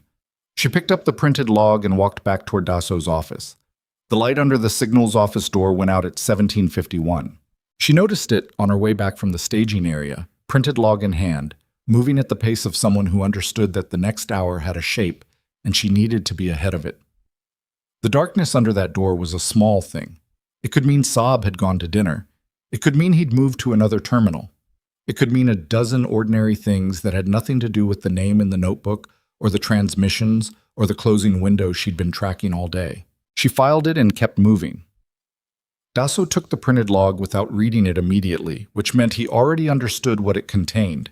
He set it on top of the padded envelope, squared the edges, and put his hand flat on the stack the same way he had that morning. A gesture she was beginning to recognize as his version of, I have this. It's handled. Don't worry about it, which was the kind of reassurance that only partially worked. 1900 debrief is still on, he said. I need you in that room. Understood. And Holt. He looked at the log, not at her. The account you're going to write tonight. About Sector 7. About your background. He paused. Be thorough. Don't minimize. She almost said, I know how to write a report. She stopped herself because that wasn't what he meant, and she knew it. I won't minimize, she said. She went to find something to eat before 1900 because she'd now been running on awful coffee and adrenaline for the better part of a day, and she'd learned from her father, who was deeply practical about the relationship between physical condition and operational effectiveness, that the body is not a machine and cannot be treated like one indefinitely without consequences. The mess was quiet at this hour. She took a tray, filled it with whatever was available, which was rice and something that had once been a vegetable, and was now more of a philosophical position on the concept of vegetables, and sat at the same wall-facing table she'd used at noon. Decker came in at 18:20. He took food, scanned the room, came to her table. Same pattern as noon. She was starting to think this was just how he operated, that when he decided someone was worth paying attention to, he paid attention to them until the picture was complete. He sat down. He looked at her tray. He looked at the rifle, which she'd left slung across her back because she hadn't had time to return it to the case and wasn't willing to leave it unattended. Sector 7, he said. Yes. Okafor filed the preliminary report 20 minutes ago. He ate for a moment. 380 meters, crosswind, suppressor. Approximately. And the second shot, 240, he said. The geometry was cleaner on the second one, Maya. He set down his fork. It was the first time he'd used her first name, which registered in the way small things register when they mark a change in the underlying relationship. I've been in this business for 16 years. I know what a trained sniper looks like when they work. I know what an untrained person with good instincts looks like. Those are different things, and you are clearly the first thing. She ate, didn't say anything. Your file says signals intelligence, advanced communications, 2 operational deployments as support personnel. He leaned back. I've been in enough briefing rooms with enough people whose files said one thing to know when a file is missing pages. Files get updated. They do. He looked at her. Who trained you? She set down her fork. This was the question she'd been not answering for 3 years. The answer sat right at the edge of her throat, the way things do when you've been keeping them in a specific place for a long time, and the place has started to become uncomfortable. My father, she said. Decker was very still. Marine Corps, Scout Sniper. 14 years before instructor duty at Quantico. She looked at the table. He retired when I was 16. He'd been teaching me since I was 9. The mess was quiet. Somewhere near the kitchen, a tray hit the floor and someone swore in 2 languages. What happened to him? Decker asked. Car accident. 3 years ago. He didn't say I'm sorry the way people reflexively say it. He just sat with it for a moment, which she appreciated more than the reflex would have been. And after that you stopped, he said. I tried to. Marib Province, he said. 18 months ago, the Green Beret extraction. She looked up. The report said communications support, he said. I read it 6 months ago when I was reviewing personnel files for this assignment. There was a gap in the account. The kind of gap you get when someone decided to keep something off paper. He paused. Was that you? That was a different situation. How different? Different enough that I told myself it was an exception. And Sector 7? She looked at the rifle across her back. I'm still working that out. He was quiet for a moment. You know what I think? I think you're going to tell me. I think you've been carrying this around like it's something you owe an apology for. The training, the skill, whatever your father built in you. He picked up his fork again. And I think that's a waste of something that saved lives tonight. She didn't answer. The 2 logistics soldiers at Sector 7, he said, Pryor and Marchetti. Pryor has a daughter, 7 months old. He showed me the picture last week. He said it without drama, just laying it down. She's going to grow up with a father because of what you did tonight. The mess was quiet again. That's not an argument, she said. That's a result. They're different things. You're right. He stood, picked up his tray. But results are what we have to live with. He looked at her. 1900 debrief. Don't be late. He left. She sat at the table alone and ate the rest of her food without tasting it, and thought about a 7-month-old girl whose father was going to come home. Then she thought about the light going out under the signals office door. She checked her watch. 1838. 22 minutes to debrief. She got up. The corridor outside the signals office was empty. She stopped in front of the door, listened. Nothing. She tried the handle. Locked. Saab locked the signals office when he left it. Standard protocol. Nothing unusual. She stood in the corridor for 3 seconds, doing the things she'd been doing all day. Reading a situation not for what it showed, but for what it implied. The locked door implied departure, which implied Saab was somewhere else in the building, which was normal for 1838 on a debrief night. Or it implied departure in a different sense. She moved to the building's main entrance and looked out at the vehicle bay. One of the 2 vehicles that had been parked there this morning was gone. She pulled out her radio. Command, this is Holt. Vehicle status check. Can you confirm all unit vehicles are on base? A pause. Stand by. She waited. 12 seconds. Holt command. Vehicle 4 is signed out to Warrant Officer Saab. Routine supply run. Logged at 1802. 1802. 11 minutes after she'd walked past the signals office. 11 minutes after the light went out. She keyed the radio again. Command, I need Lieutenant Colonel Dasso. Immediately. He's in prep for... I understand. Immediately. Another pause. Then Dasso's voice clipped. Holt? Vehicle 4 is gone. Signed out at 1802 by Saab. Supply run. Silence on the channel. There is no supply run scheduled for tonight, Dasso said. I know. The silence this time was different in quality. The silence of someone moving fast through a decision tree, eliminating branches. All elements. This is Dasso. His voice changed register, broader now, addressing the net. I need a location check on Warrant Officer Saab. All available personnel. This is not a drill. Do not approach. Do not alert. Report position only. Maya was already walking toward the vehicle bay. There was 1 vehicle remaining. Keys were kept in a lockbox by the bay entrance. She opened it, found the keys to the third vehicle, and stood there holding them. She was a communications specialist. She was not authorized to operate in a command capacity. She was not authorized to pursue a subject. She was not, technically, authorized to do half of what she'd done in the past 12 hours. She thought about the 1702 transmission. She thought about the name she'd written. She thought about a server rack that had been warm when the team got there, and 40 minutes, and the math that was simple and brutal. She thought about wherever Saab was driving right now, and what he was driving toward, and whether the window she'd been tracking all day had just closed from the wrong side. She got in the vehicle. Holt. She called it in as she drove. Command, Holt is mobile in Vehicle 3, heading northeast on the base approach road. Last known direction of Vehicle 4. Dasso came back. Holt, stand down. I have 2 operators mounting up. They need 5 minutes to stage. I'm already moving. You are a support specialist in a civilian vehicle without tactical backup. I have the rifle, and I know where he's going. A pause.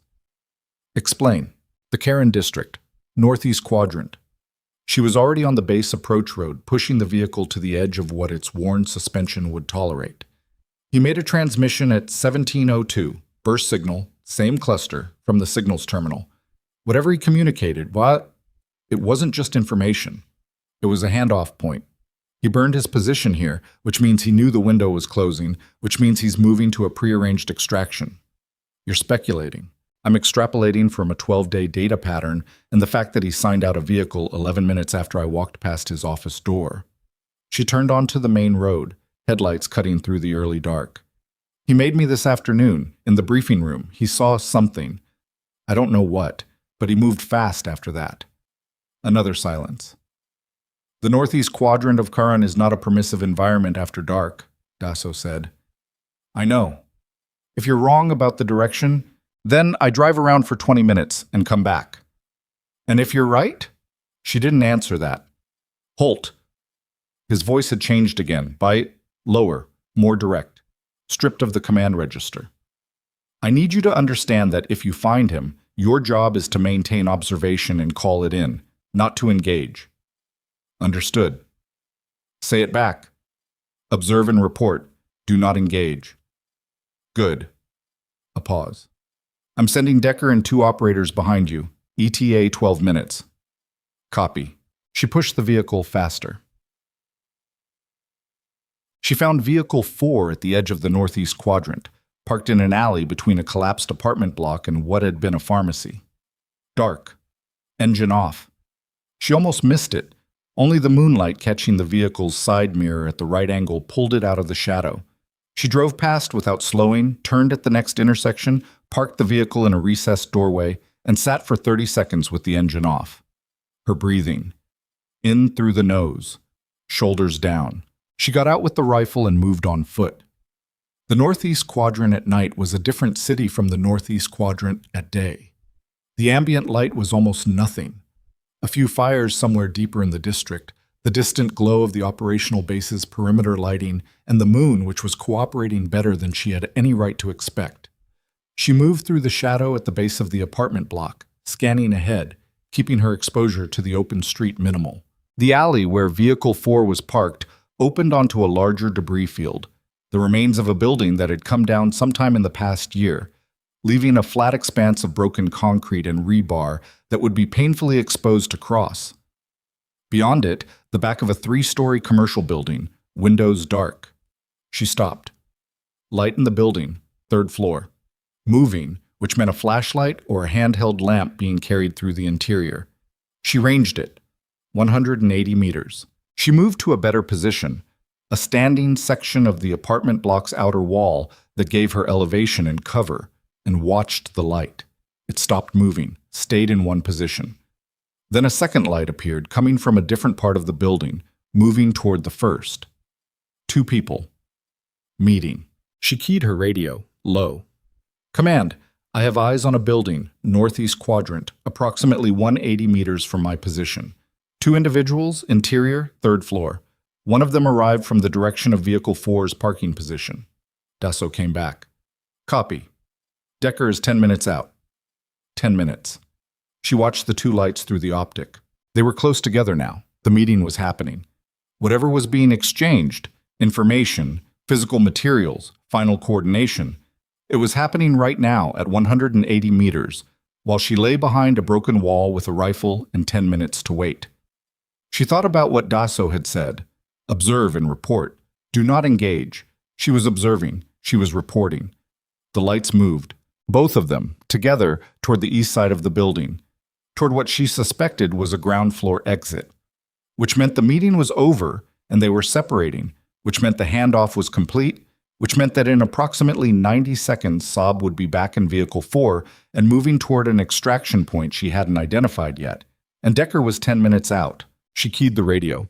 Command, subjects are moving, both lights heading toward ground floor. I think they're separating. If Saab reaches Vehicle 4 before Decker arrives, hold your position. Sir, he'll be gone. Holt. Hold. She watched the lights. The first one reached the ground floor and disappeared, either through a door or into a part of the building with no windows on her side. The second one was still on the third floor, moving back toward the interior. Different directions. She frowned. The first light, the one that had moved to ground level, that was Saab, almost certainly, heading back to the vehicle. The second light staying on the third floor meant the other person wasn't leaving the same way, which meant there was a second exit she hadn't mapped, or the second person was staying in the building, which... A muzzle flash from the third floor. Then the sound, delayed, a sharp crack across the debris field. Then another. She was already moving before she fully processed what she'd seen, dropping to a lower position behind the wall, optic up, finding the third floor window where the flash had originated. The radio came alive. Decker's voice. Shots fired. Northeast quadrant. All elements move. Holt, report. Third floor, east face of the commercial building. One shooter. I don't know the target. Are you hit? Negative. She scanned the debris field. I don't see a target. I don't know who they're shooting at. Then she heard it, from the direction of Vehicle 4, a sound that was halfway between a shout and something else, short and involuntary, the kind of sound a person makes when something happens to them that they didn't expect. Saab. The second person in that building hadn't been there for a handoff.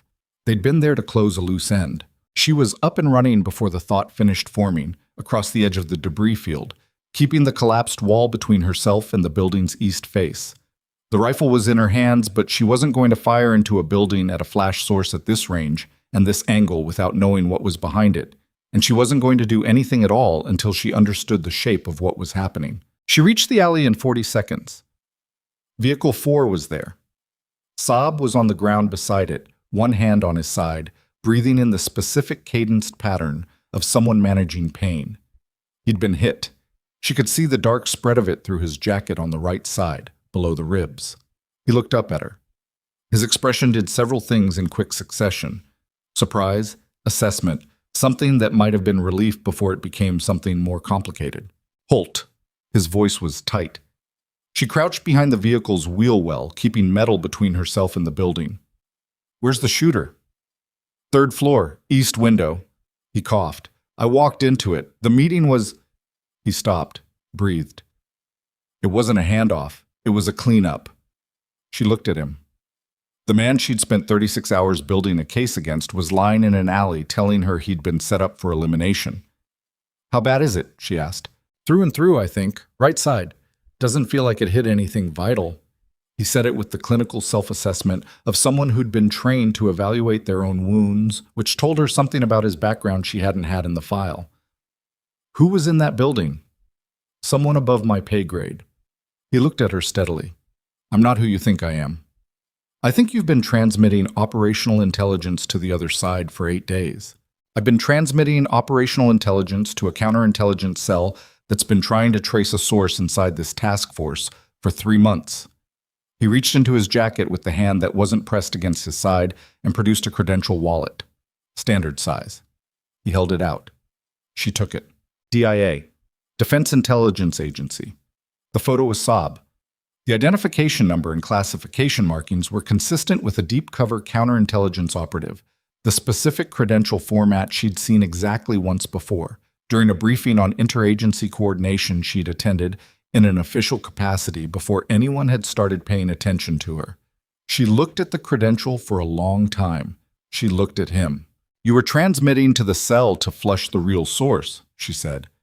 The transmissions were bait, controlled leakage of operational details with slight variations so we could identify which version reached the other side.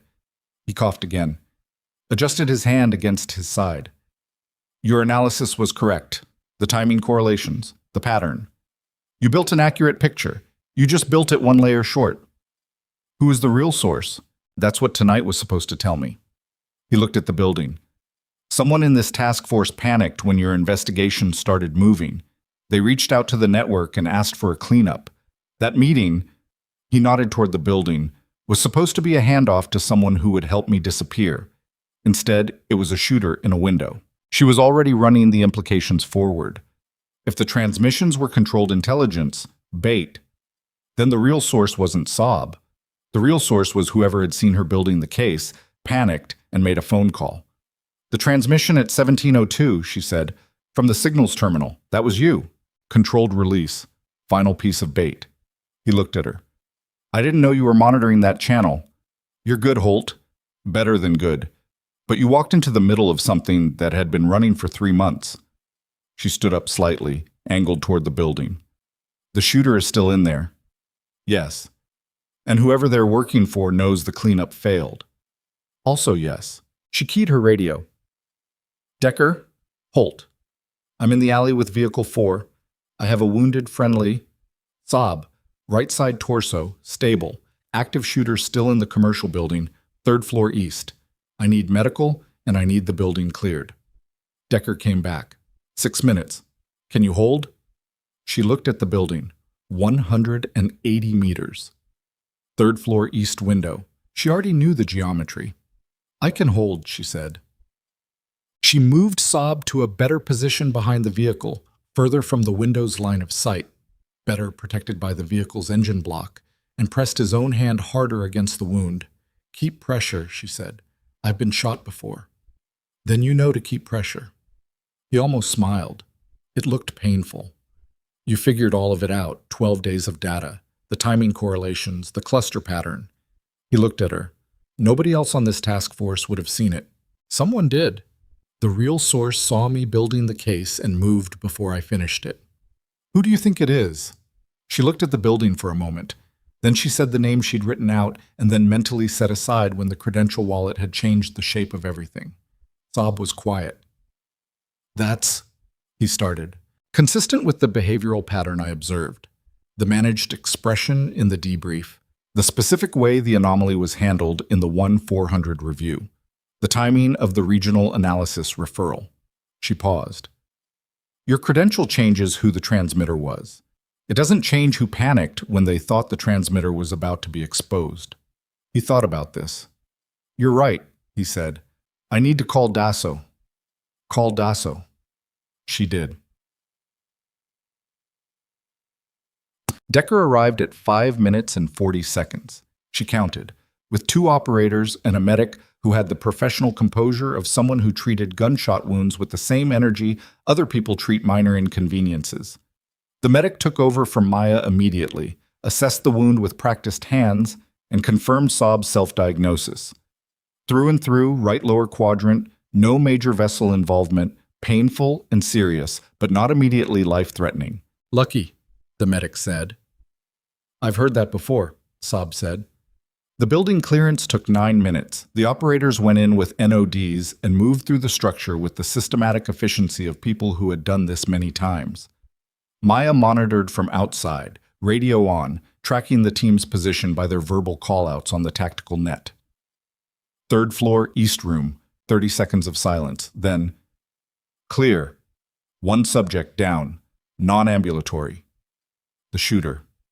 She lowered the rifle. Decker came out of the building 4 minutes later, moving to where she was standing in the alley. He looked at Saab being worked on by the medic. He looked at her. He looked at the rifle. You want to explain what happened? He said. I'll put it in writing. I'd like the short version first. She gave him the short version. Saab, the DIA credential, the controlled transmissions, the cleanup attempt, the real source. Decker stood very still while she talked. He had the quality of complete attention, everything directed at what she was saying, nothing processing anything else. When she finished, he was quiet for a moment. You're naming a senior operator, he said. I'm naming a person whose behavior pattern is consistent with the source profile, and who had the access, the timeline, and the specific reaction to my investigation that is consistent with the theory. That's not the same as proof. No, but Dasso has 12 days of bait transmissions with Saab's counterintelligence cell documentation. He has my analysis of the source's behavioral pattern. He has the fact that someone in this task force made contact with the network tonight and asked for a cleanup, and that the only person who knew the full shape of my investigation, other than Dasso and Borowski, was the person I told in the mess at noon. Decker went very still. You told someone the shape of your investigation at noon. I told someone what I was looking for, not who I suspected, but enough. Who? She looked at him. His face did something complicated, the kind of thing a face does when a person has been operating under one set of assumptions and has just received information that requires all of those assumptions to be rebuilt from the ground. You're not saying, I'm saying the timing is consistent, she said. I'm saying I want Dasso to look at it. I'm saying I'm not going to put a name in front of you without the investigation running its course. He looked at her for a long time. She held it. All right, he said. His voice was different, flatter, more internal, the voice of a man doing heavy mental work he wasn't going to show. Dasso. Yes. Tonight. Tonight. He nodded and walked away toward the medic's position without saying anything else, which was either the mark of a man processing something painful or the mark of a man calculating his next move, and she wasn't yet sure which one it was. She watched him go. She looked at the building. 3rd floor. East window. Dark now. She looked at the alley, at Vehicle 4, at the debris field, at the improbable shape of the past 36 hours laid out behind her like a landscape she'd crossed without a map. She thought about the name Decker hadn't let her say. She thought about the mess at noon, the food, the conversation, what she'd said, the timing correlation, the 12-day cluster, the approach geometry. She hadn't named anyone, but she'd described enough of the pattern that someone paying close attention would have known exactly what she was looking at and how far she'd gotten. And then, 2 hours later, Saab had walked into a building and someone had put a bullet through him. She picked up her radio. Command, this is Holt. I need a full-duty roster review for tonight. Who had access to Vehicle 3's sign-out log between 1800 and 1830, and who was in the vicinity of the comms office between 1700 and 1720? She paused. And I need you to pull the call log for all internal communications made from the mess facility between 1200 and 1330 today. A long pause.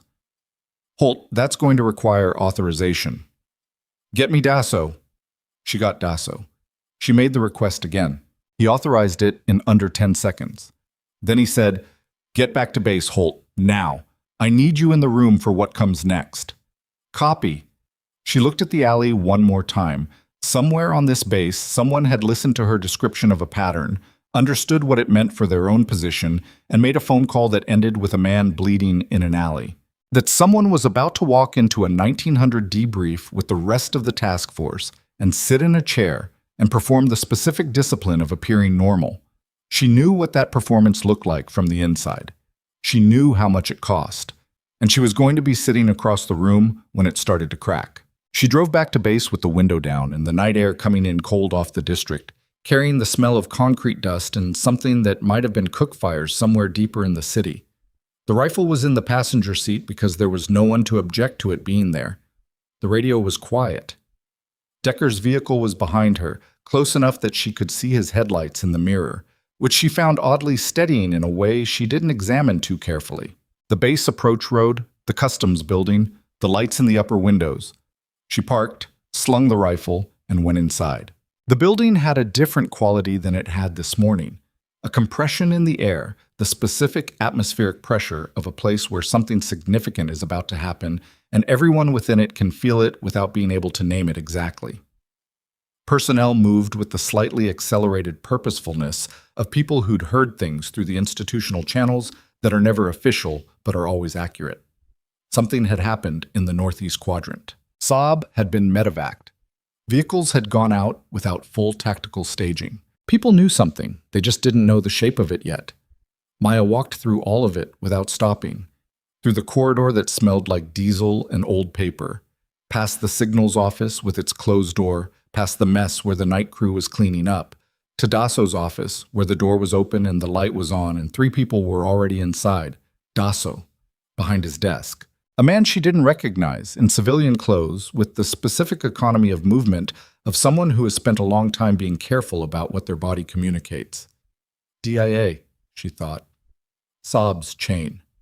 And Decker.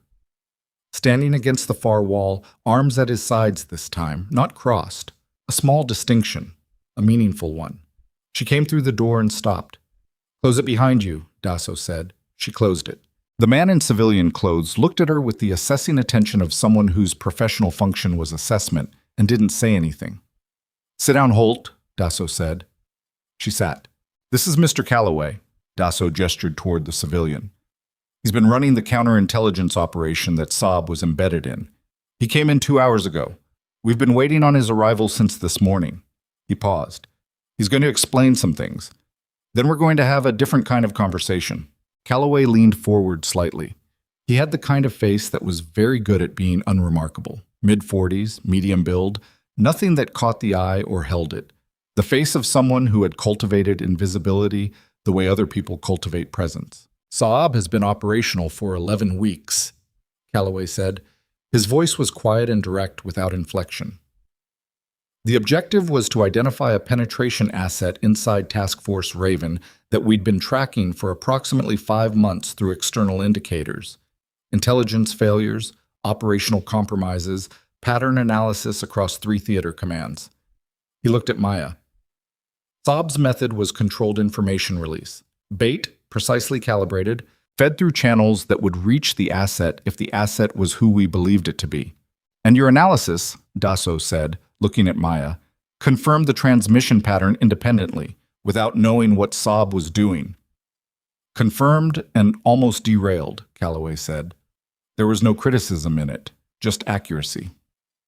If you'd brought the case forward 12 hours earlier, before we had the full picture, the asset would have been tipped, and the operation would have burned without a clean identification.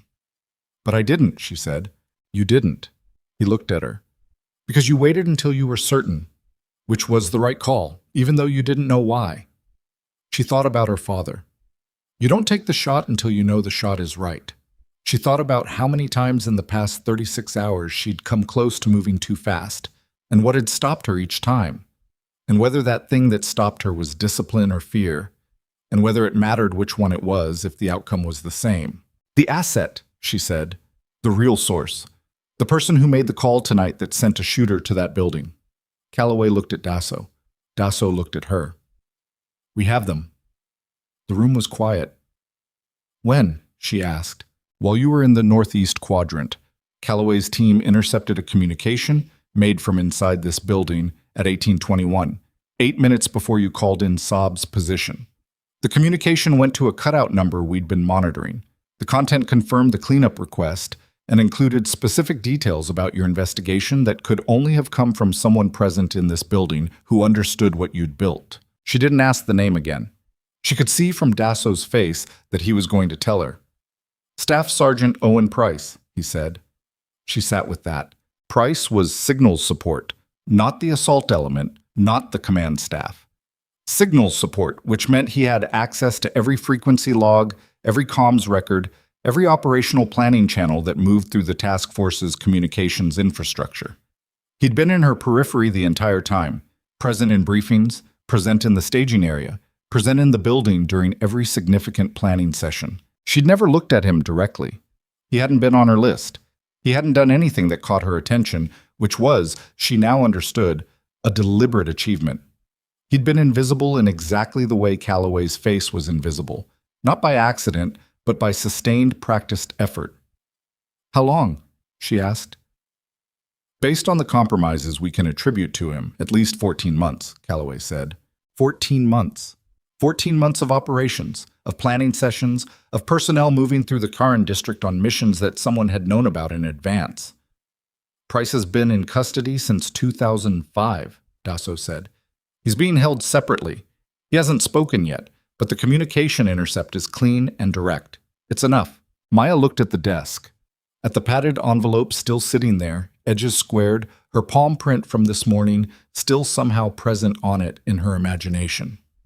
"My case," she said, "the 12-day analysis, Saab's bait documentation, and my independent confirmation will form the evidentiary foundation of the counterintelligence case alongside the intercept," Calloway said.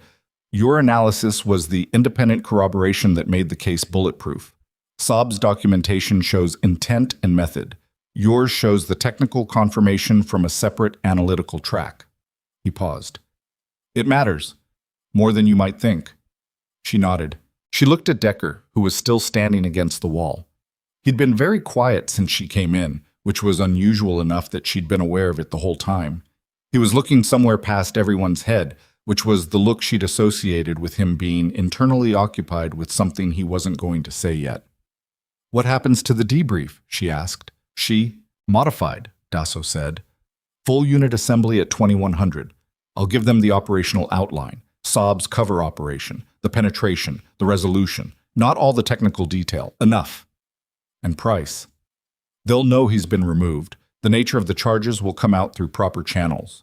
She thought about a room full of operators learning that someone they'd worked alongside had been handing their operations to the other side for over a year. The specific particular damage that kind of knowledge does to a unit, not just to morale, but to trust, which was the structural material that everything else was built on, and which did not repair the way bones did, quickly and leaving no trace, but the way glass did, slowly and imperfectly, with the fracture lines still visible if you looked at it right. It was going to be a hard room.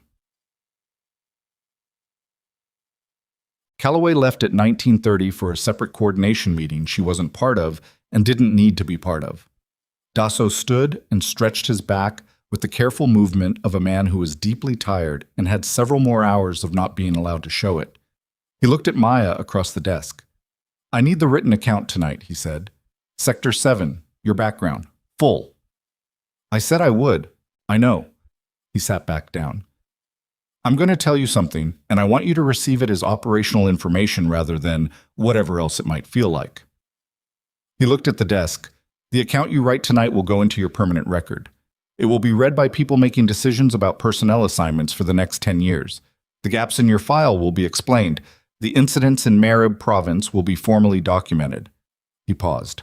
"You won't be a communication specialist anymore. Whatever you are on paper after tonight, it will reflect what you actually are." She understood what he was really saying. The door that had been closed for 3 years, that she had closed deliberately after a November morning on a West Virginia highway, was about to open again. Not because someone was forcing it open, because she had opened it herself, shot by shot, decision by decision, over the past 36 hours, and the only question now was whether she was going to walk through it. "I know," she said. "Is that all right?" She thought about it honestly. Not the automatic yes that the situation seemed to expect, but the real answer, which was more complicated and less comfortable. "I don't know yet," she said, "but I'm going to write the account, and I'm going to let it say what it says." Dasso nodded, the nod of a man accepting an honest answer, which he valued more than a clean one. "One more thing." He opened his desk drawer and took out something small, set it on the desk between them. A challenge coin, brass, worn smooth on the edges, the Task Force Raven emblem on one side, a designation number on the other. This was going to be a formal presentation at the 2100 assembly, but I wanted to give it to you now, in this room, before the rest of it. She looked at the coin. She didn't pick it up immediately. "I don't know if I've earned that," she said. "You kept my column out of a kill zone. You identified a penetration asset through independent analysis that took the DIA 3 months to develop internally. You pulled 2 soldiers out of a hot contact and neutralized 2 threats at Sector 7. And you handed me a counterintelligence case that's clean enough to prosecute." He looked at her. "You've earned it. I was also running unauthorized in a vehicle in a non-permissive environment, and I'm pretty sure I committed several protocol violations that I'm not going to enumerate. I'm aware of each of them." He left the coin on the desk. "Pick it up when you're ready." She looked at it. She thought about her father, who had never once in 14 years told her what she was worth. He'd shown her how to be still, and how to breathe, and how to understand the geometry of a problem, and he'd let her figure out the rest herself. Because the things you figure out yourself are the only things you actually own. She picked up the coin. It was heavier than she expected, the way things that have been carried for a long time often are. The 2100 assembly was exactly what she'd anticipated and harder than she'd expected, which was the pattern she was beginning to recognize as the basic structure of all significant things. The room had 31 people in it: operators, support staff, logistics, signals personnel minus Price, whose empty chair nobody looked at directly, and everybody noticed. Dasso stood at the front without the projection screen, just himself and the fluorescent light and the smell of burnt coffee, and told the unit what had happened. He was precise and undramatic and covered the essential facts with the clean efficiency of a man who respected his audience enough not to editorialize. Saab's operation, the bait transmissions, the independent confirmation, the asset's identity, the intercept, the resolution. When he said Price's name, the room didn't erupt. It did something quieter and worse. A collective stillness. The kind of stillness that happens when people are absorbing something that changes the shape of the past rather than just the future. 3 operators near the front exchanged a look so brief it was almost not a look. A logistics sergeant put her hands flat on her thighs and kept them there. Borowski, 2 seats from Maya, stopped mid-exhale and held it for a long moment before finishing. Decker stood against the far wall, same position he always took, and looked at the floor with an expression Maya couldn't read from where she was sitting. She watched faces. It was what she did. When Dasso finished the operational summary, he said, "I also want to address what happened in the northeast quadrant tonight. Warrant Officer Saab is in stable condition and will recover. The contact at Sector 7 earlier this evening resulted in 2 threat neutralizations and no friendly casualties." He paused. Both actions involved Specialist Maya Holt, whose support role in this unit has been materially misrepresented by her personnel file. That is being corrected. He looked toward where she was sitting. The full account will be in the formal record. What I'll tell you now is that this unit owes her a significant debt, and I intend to make that explicit. The room looked at her. 29 pairs of eyes, because Saab was in the medical bay and Price was somewhere else entirely, and the weight of those 29 sets of attention was something she felt in her chest in a way that was entirely different from being watched by a briefing room full of people who'd already decided she wasn't worth watching. She didn't look away. She didn't perform anything. She sat in her chair and held the attention of the room with the same stillness she'd been holding difficult things with her entire life, because it was the only tool she'd ever been given that worked for everything. Then something happened that she didn't expect. Okafor, from his seat near the front, put his hands together once. A single clap. Then again. Then a third time. Then Borowski joined him. Then the logistics sergeant with her hands on her thighs. Then 2 operators from the assault element. Then 3 more. Until the room was doing something that briefing rooms don't usually do. That military debriefs almost never do. That rooms full of people who've been trained to be sparing with their displays of feeling rarely permit themselves. It was not a standing ovation. It was not the sustained, performed applause of a ceremony. It was something more awkward and therefore more real, 30 people clapping in a fluorescent-lit room that smelled like coffee. For a person who was sitting in a chair trying to look like this wasn't affecting her, which it very obviously was. She looked at the floor. Her jaw was tight. She was not going to cry in a task force Raven debrief. That was a firm position. She held it. When it stopped, the room settled back into itself, and Dasso moved on to administrative items, and the ordinary business of a military unit resumed around her like water filling a space, and she breathed slowly through the next 15 minutes until the assembly was dismissed. People moved out in the usual clusters. She stayed in her chair while the room emptied, the way she often stayed in rooms after they emptied, because rooms are different when the people leave them, and sometimes the empty version of a room is where you can think most clearly. Decker was the last one out. He stopped by her chair on his way to the door, which she'd expected. He had the look of someone who had decided, sometime in the past hour, to say something he'd been sitting on. "Price," he said. "Yes." He was on the mess duty rotation this morning. He would have been in the kitchen corridor at 1200. He was looking at the far wall, which is directly adjacent to the table where we had lunch. The table where she'd described the pattern of her investigation to someone who'd asked the right questions at the right time. She looked at him. I know, she said. He looked at her then. You considered me. It wasn't a question, but it deserved a straight answer. Briefly, when I was working through who had heard enough of the pattern to act on it. She paused. Your timeline didn't fit. You left the mess before the 1700 transmission window, and your reaction at the northeast quadrant. She stopped. It was the reaction of someone finding out a name, not a name they already knew. He was quiet for a moment. I would have considered me too, he said, in your position, with your information. He said it without resentment, just as a professional acknowledgement, one analyst to another across the specific shared vocabulary of people who spend their working lives reading patterns in human behavior. Good process. It's also a terrible thing to spend a day doing, she said. Yes.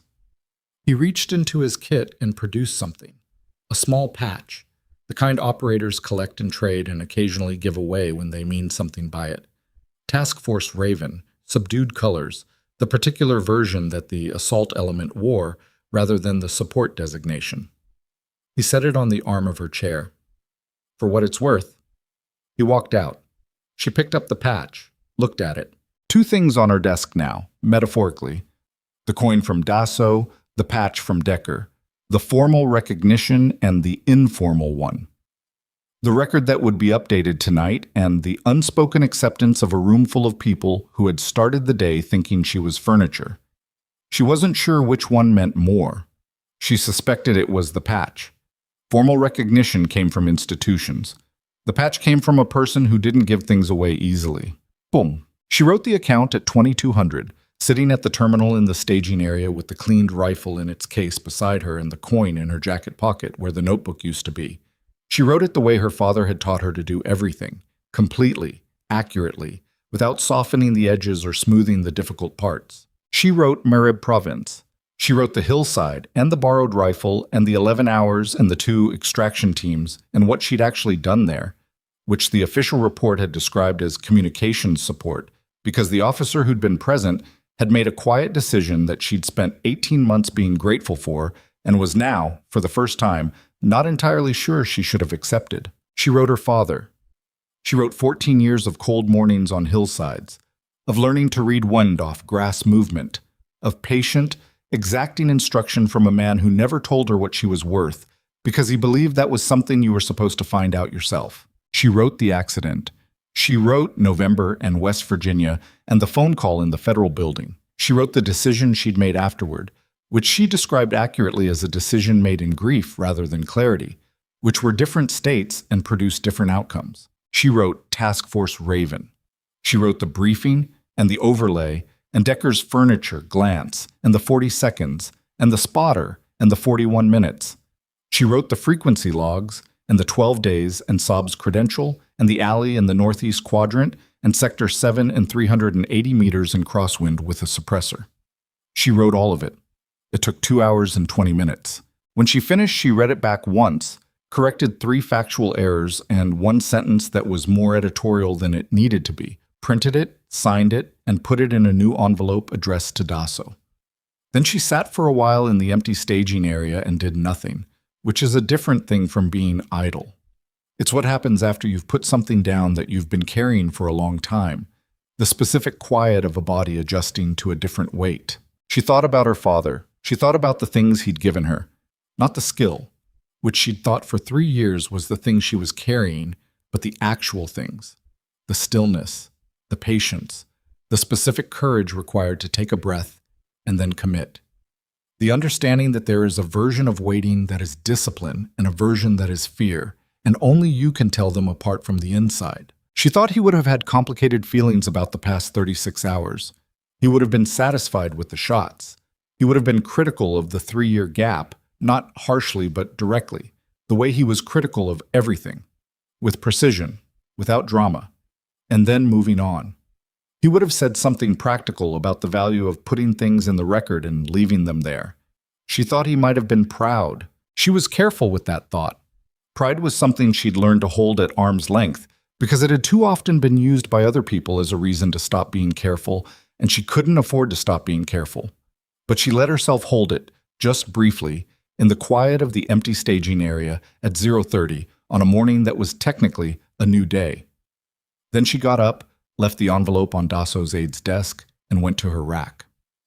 She slept for 5 hours, not because the situation allowed for more, but because 5 hours was what her body would take, and then it was done, the way it always had been, even as a child. Her father used to say she slept like a soldier before she knew what a soldier was.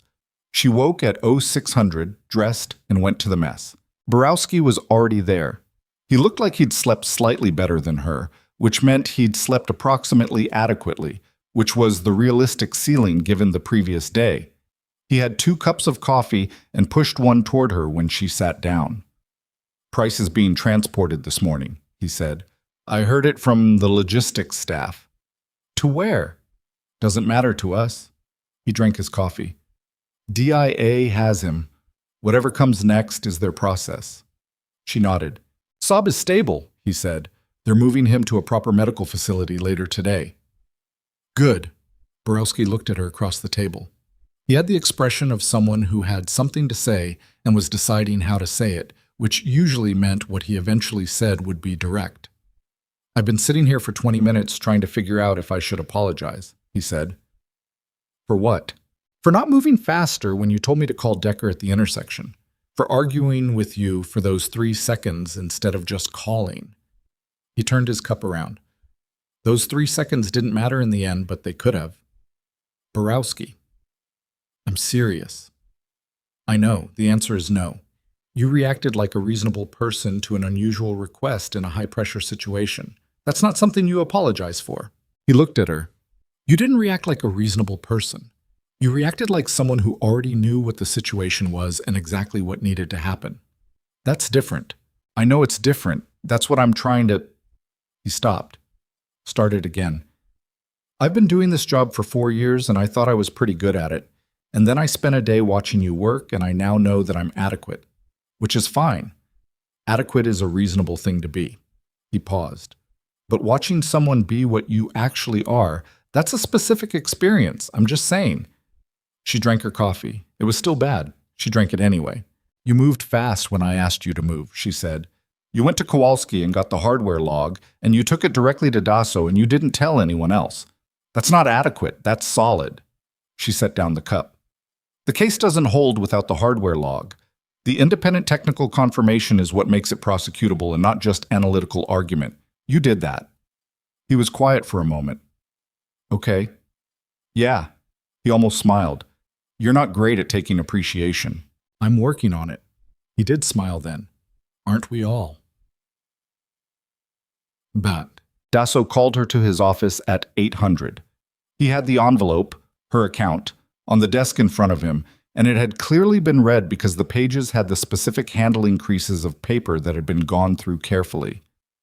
He looked at her when she came in. "Sit down," he said. She sat. "I've read it 3 times, he said, "and I've talked to Calloway, and I've talked to 2 people above my pay grade who were on calls last night that I'm not going to describe in detail." He looked at the account. "There's going to be a formal review of your personnel classification. That process takes time, and I can't accelerate it. What I can tell you is that the people who will run that review have already been briefed on the past 36 hours, and the outcome is not in significant doubt." "What does that mean for my assignment?" "You'll stay with this unit pending the review. Your role will be—" He paused, choosing the word broader than it was. "How broad?" He almost smiled, which was something she'd never seen him do, and which sat strangely on his face in a way that was somehow more genuine for that. "We'll work that out." He looked at the account again. "There's one thing I want to address directly." She waited. "Your father." He looked at her. "The decision you made after his death, the 3 years. He was careful with it, the way people are careful with things that don't belong to them.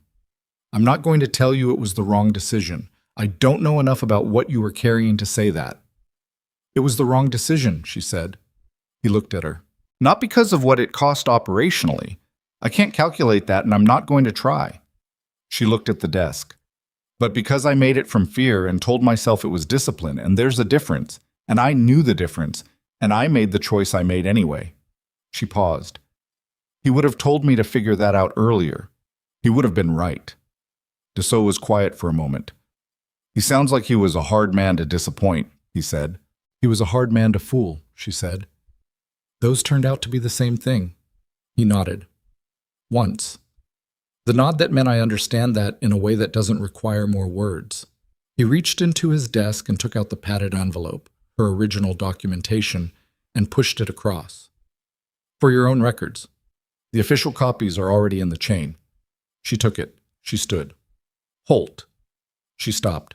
The account you wrote last night. He tapped the pages. The section about Marib Province. The hillside. He looked at her steadily. The officer who filed the sanitized report, who made the quiet decision to keep your role out of the record. She waited. Good officer, he said, but wrong call. She thought about that for a moment, about the 18 months she'd spent being grateful for it, about the thing it had let her continue to tell herself. Yes, she said, it was. But She was at the comms rack at 09:30 when Decker came in. He didn't sit. He stood a few feet away with the posture of someone who had made a decision and was implementing it, which was how he did everything. Review board is convening in 6 weeks, he said. Personnel classification, scope of assignment, formal designation. He paused. Calloway's office submitted a commendation last night. Dassault submitted a separate one this morning. I heard. I submitted one too. He said it the way he said everything, without emphasis, as a fact. I want you to know that. She looked up at him. Thank you, she said. He nodded. One question. Okay. 3 years ago, after your father, when you made the decision to put it away. He looked at the wall past her, the way he looked at things he was thinking about carefully. What were you afraid of? She considered giving him the simple answer, which was grief, which was true, but incomplete. She considered giving him no answer, which was always available. She considered the fact that he'd just submitted a formal commendation for her and had given her a patch from his own kit and had, over the course of the past 36 hours, been one of exactly 2 people in this building who'd treated her like someone worth paying close attention to before she'd given them an obvious reason to. I was afraid it would stop being his, she said, if I kept using it after he was gone. She paused. It was his skill. He built it. I was afraid that if I kept operating with it, it would eventually just be mine, and he would be less present in it. Decker was quiet for a moment. How'd that work out? He asked. She looked at the rifle case under the comms table. He's more present in it than anywhere else, she said. It took me 36 hours in the Karan district to understand that. Decker looked at her. The expression on his face was one of the few she'd seen on him that didn't involve any management, no control, no calculation, just a person recognizing something true. Good, he said. He walked out. She turned back to the comms rack. Her frequencies, her log sheets. The ongoing patient work of listening to a city that was always saying something if you were willing to hold still and hear it. She put on her headset.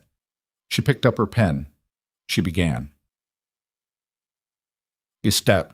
6 weeks later, the review board convened in a building she'd never been in before, with 4 people whose names she'd known professionally, but whose faces she was seeing for the first time. And the outcome was what Dassault had told her it would be.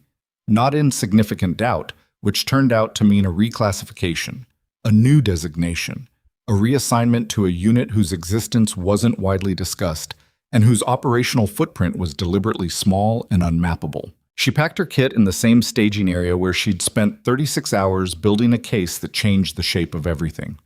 She packed the hard case. She packed the notebooks, all of them, because she'd been keeping notebooks since she was 9 years old and wasn't planning to stop. She packed the padded envelope, even though the documents inside were officially filed and she'd never need the physical copies. She kept it anyway, for the same reason people keep things that mark a before and after. Borowski shook her hand at the vehicle bay. Whatever you're going to, he said, be careful. I will. Will I hear about it? Probably not. He nodded. Then I'll assume it went fine. She almost laughed. Not quite. Close enough. Dassault was in his office when she stopped by.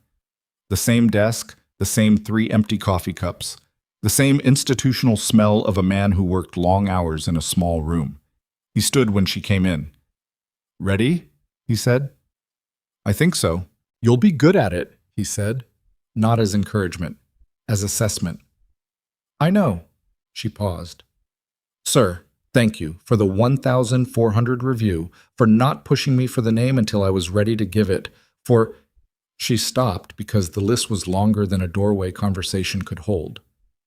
"You did the work," he said. "You gave me the room to do it."